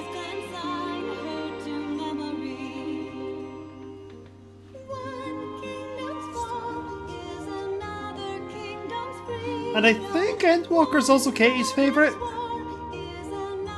You need to ask her.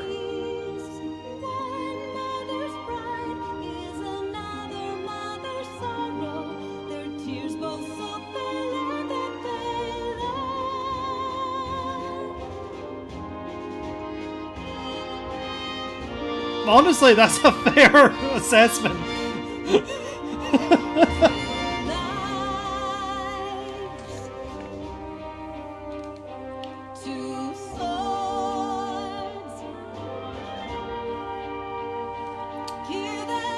And then time for the...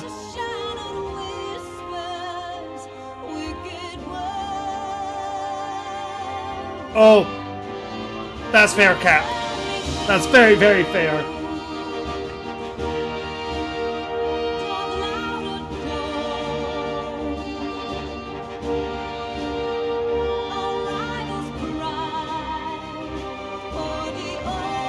I also want to point out, by the way, we're not ending stream early.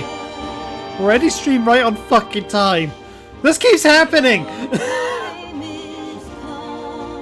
Believe me, I do not intend it to be this timed off.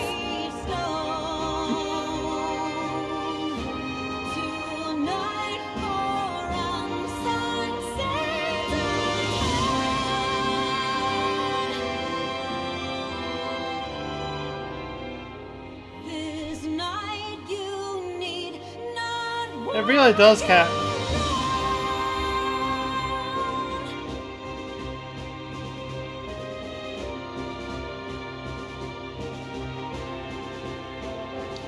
The wheel weaves as wheel wills.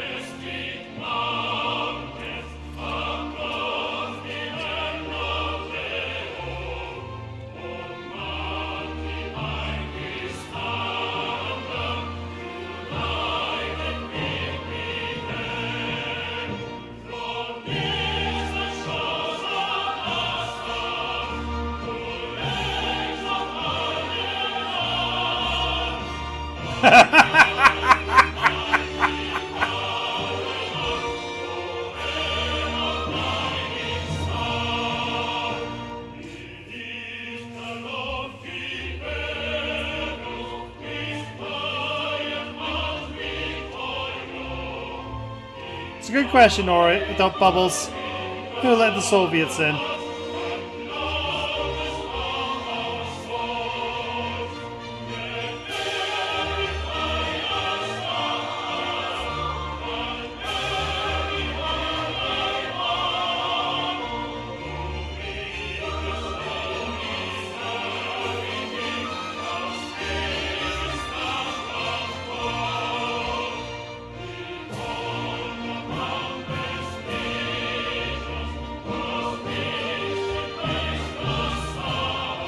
I want his outfit so goddamn badly.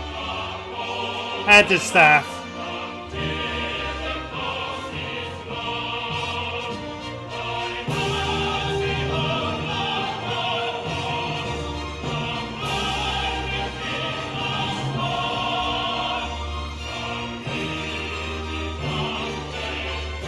It will, Cap.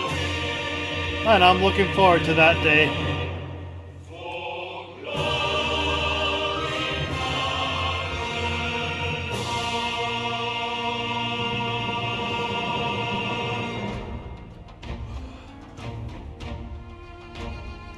Okay.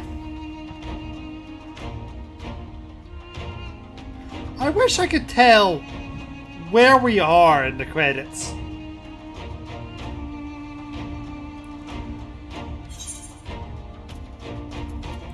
We can keep going a little longer.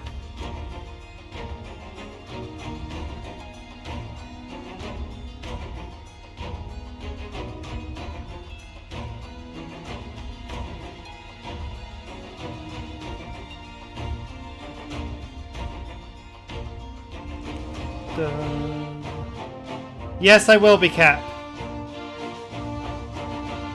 It's gonna be the last thing I do in stream today.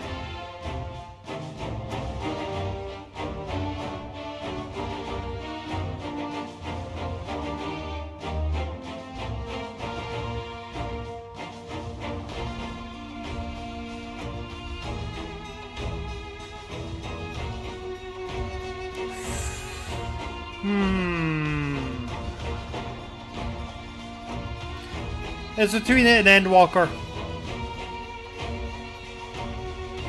for best trailer.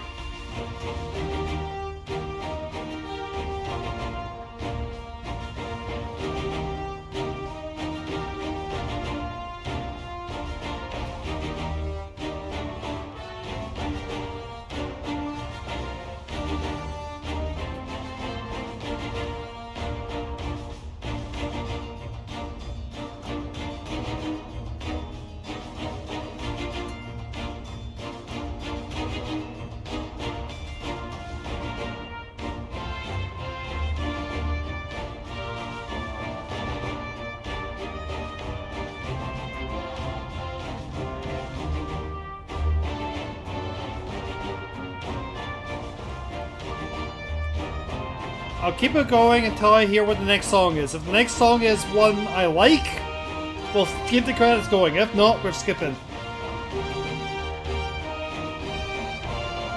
Because there is one we haven't had yet.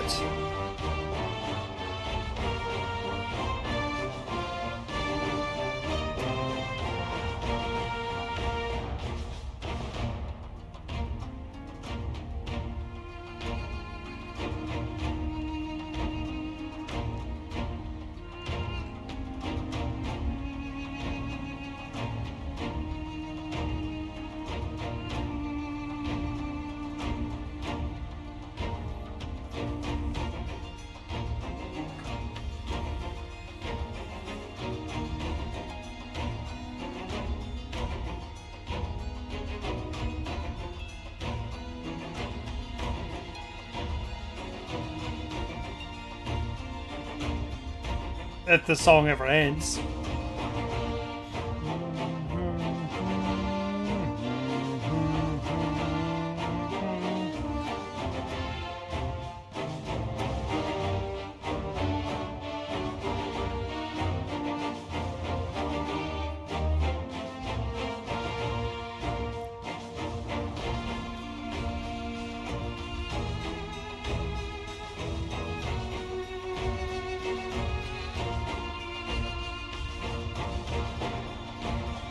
Wow.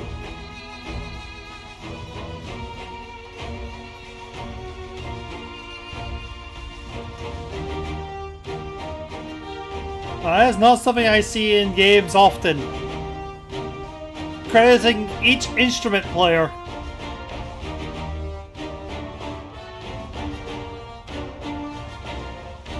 Mutada, you did an incredible job.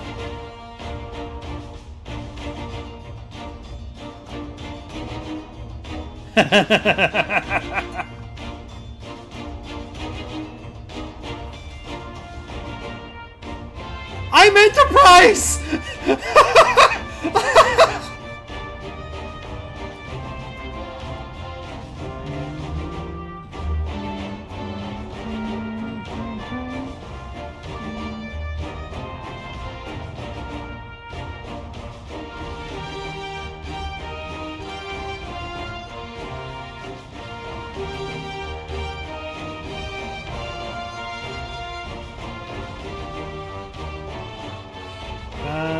Bam bam bam bam bam bam bam bam.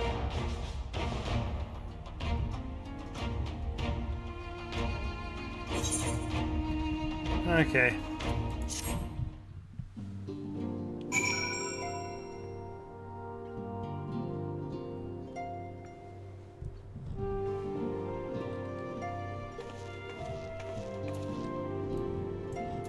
Are you alright, really? You just stood there and stared for a few minutes.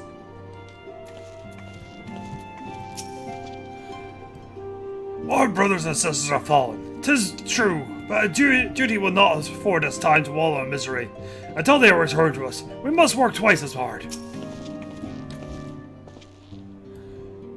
My brother says he will work twice as hard as the Scions did, which likely means I will work thrice as hard as I am to match his pace.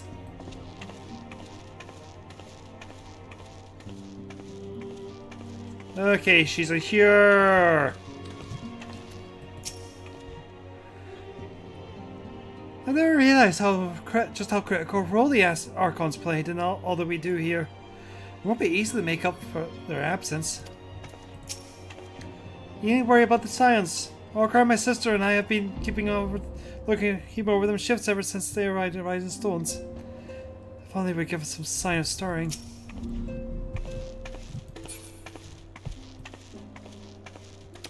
You guys aren't going to be seeing this lot for a bit, so I figured I might as well just do this now. Everyone labors tirelessly to fulfill the Scion's duties in their absence, and yet I sometimes wonder what worth yet remains in these old bones of mine. Grandfather doubts his ability to contribute to the Scions, and try as I might, I cannot assuage his doubts. Word that Homai was here. He would know what to say. I'm afraid there's no change in the Scion's condition. That means to wake them from the slumber, yet lose us. I pray this beacon, the Crystal Tower, might guide us to an answer. But don't make me start singing that. I knew you'd be alright, and to celebrate your return, I made you this, a brand new travelling outfit. I do hope it fits.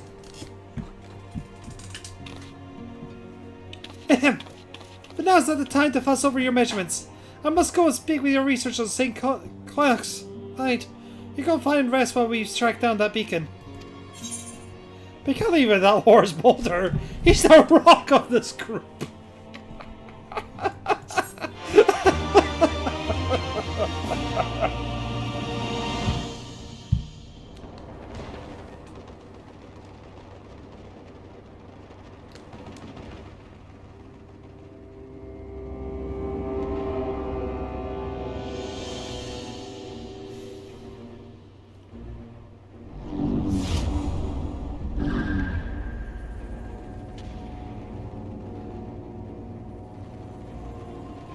My enemy. My friend. Had I been but a step faster.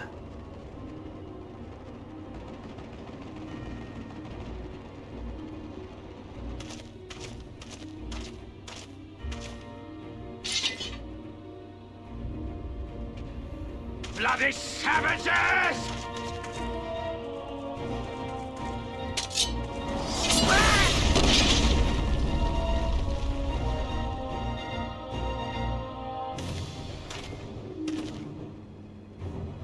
A pity your hunt leads you elsewhere.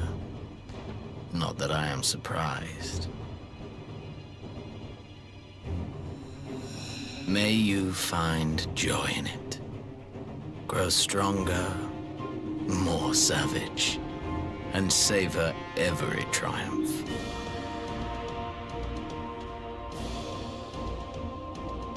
In the meantime, I will reclaim that which is rightfully mine.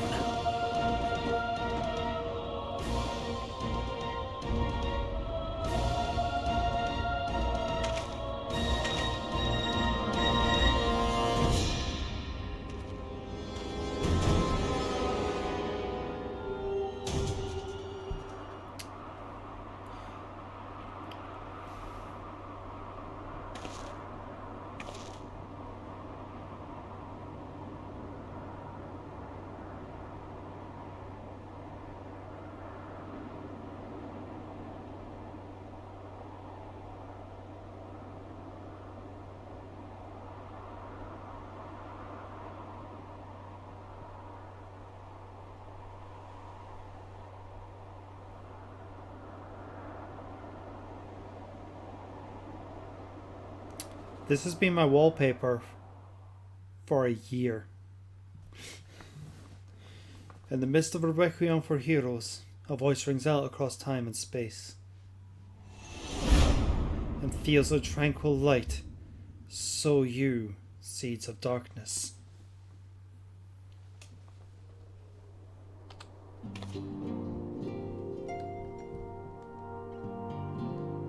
Just that shot of Relina looking up at the Crystal Tower is just...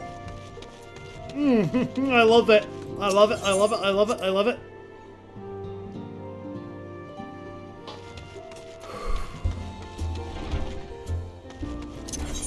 But that's almost going to do it for tonight. I've only got one more thing to do. No Tommy credits? For shame.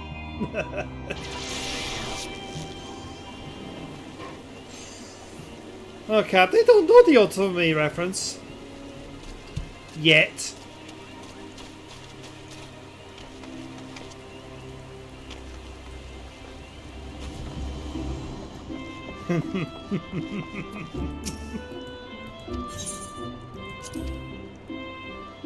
But yeah.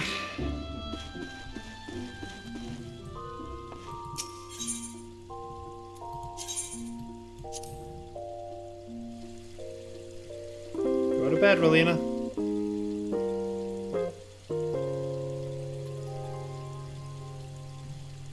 We have something to do.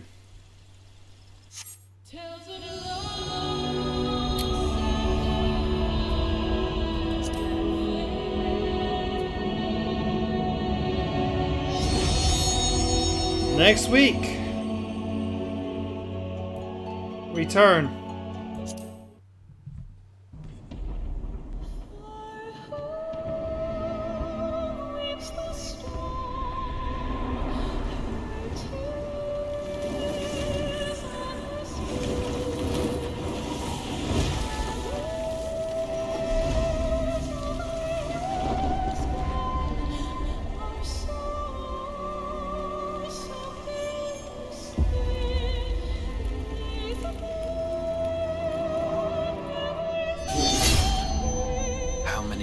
Have come and gone since that day.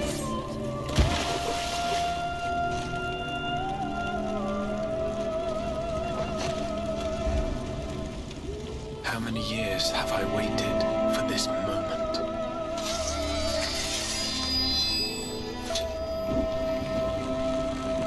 For the one that stood alone against the storm.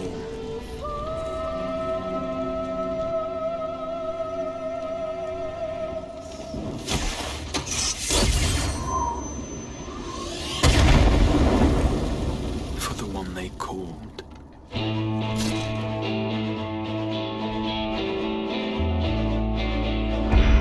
The warrior of light.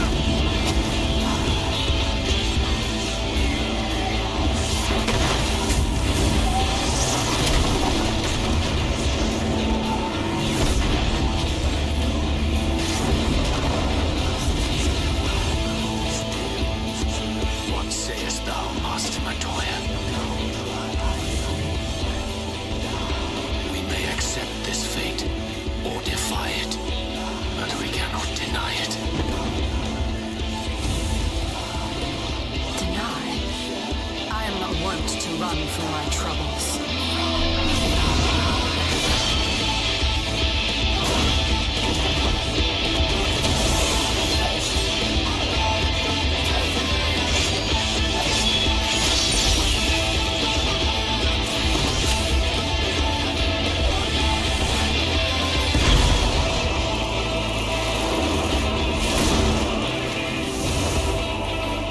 Until our friend returns, I will hold the line.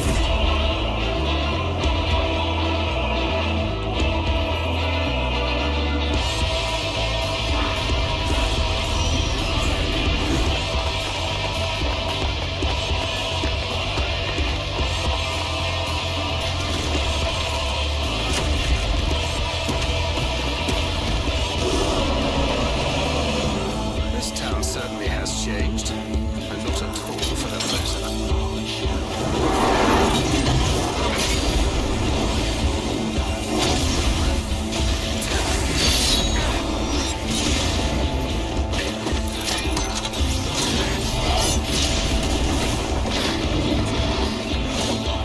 I'm not going anywhere.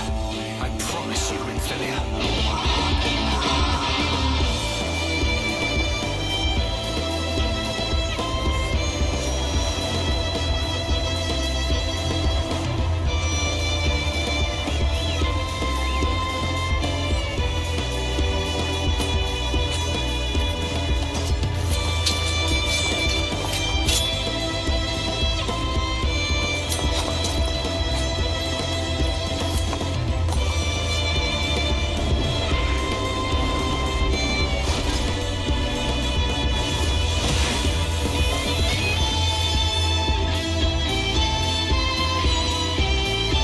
This tragedy, greater even than the seventh umbral calamity, must be undone.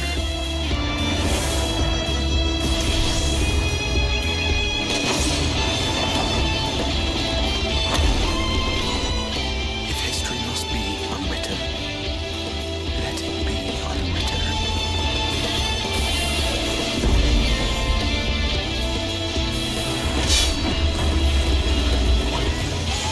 Become what you must.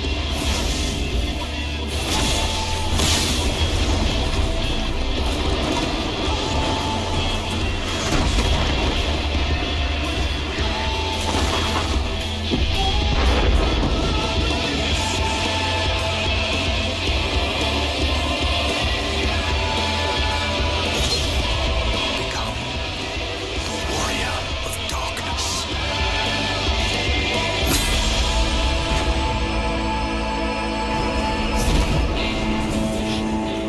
One brings the light.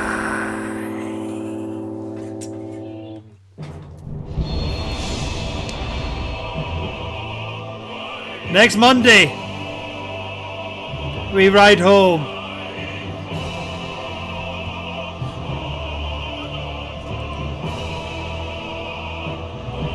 That's going to do the stream tonight.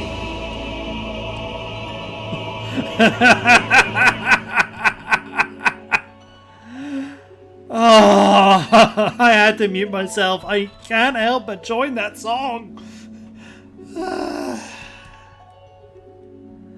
But yeah, next Monday, we're going to the first. But that's going to do it for tonight. And I need to get off the screen before it starts playing the Endwalker one.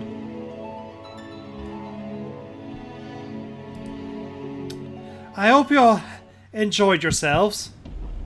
Oh, I was just going to lip that one. That's good.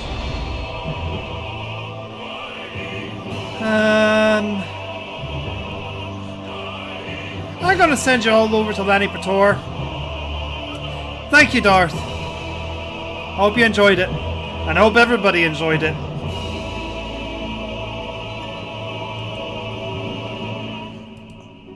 But until next time, we fall.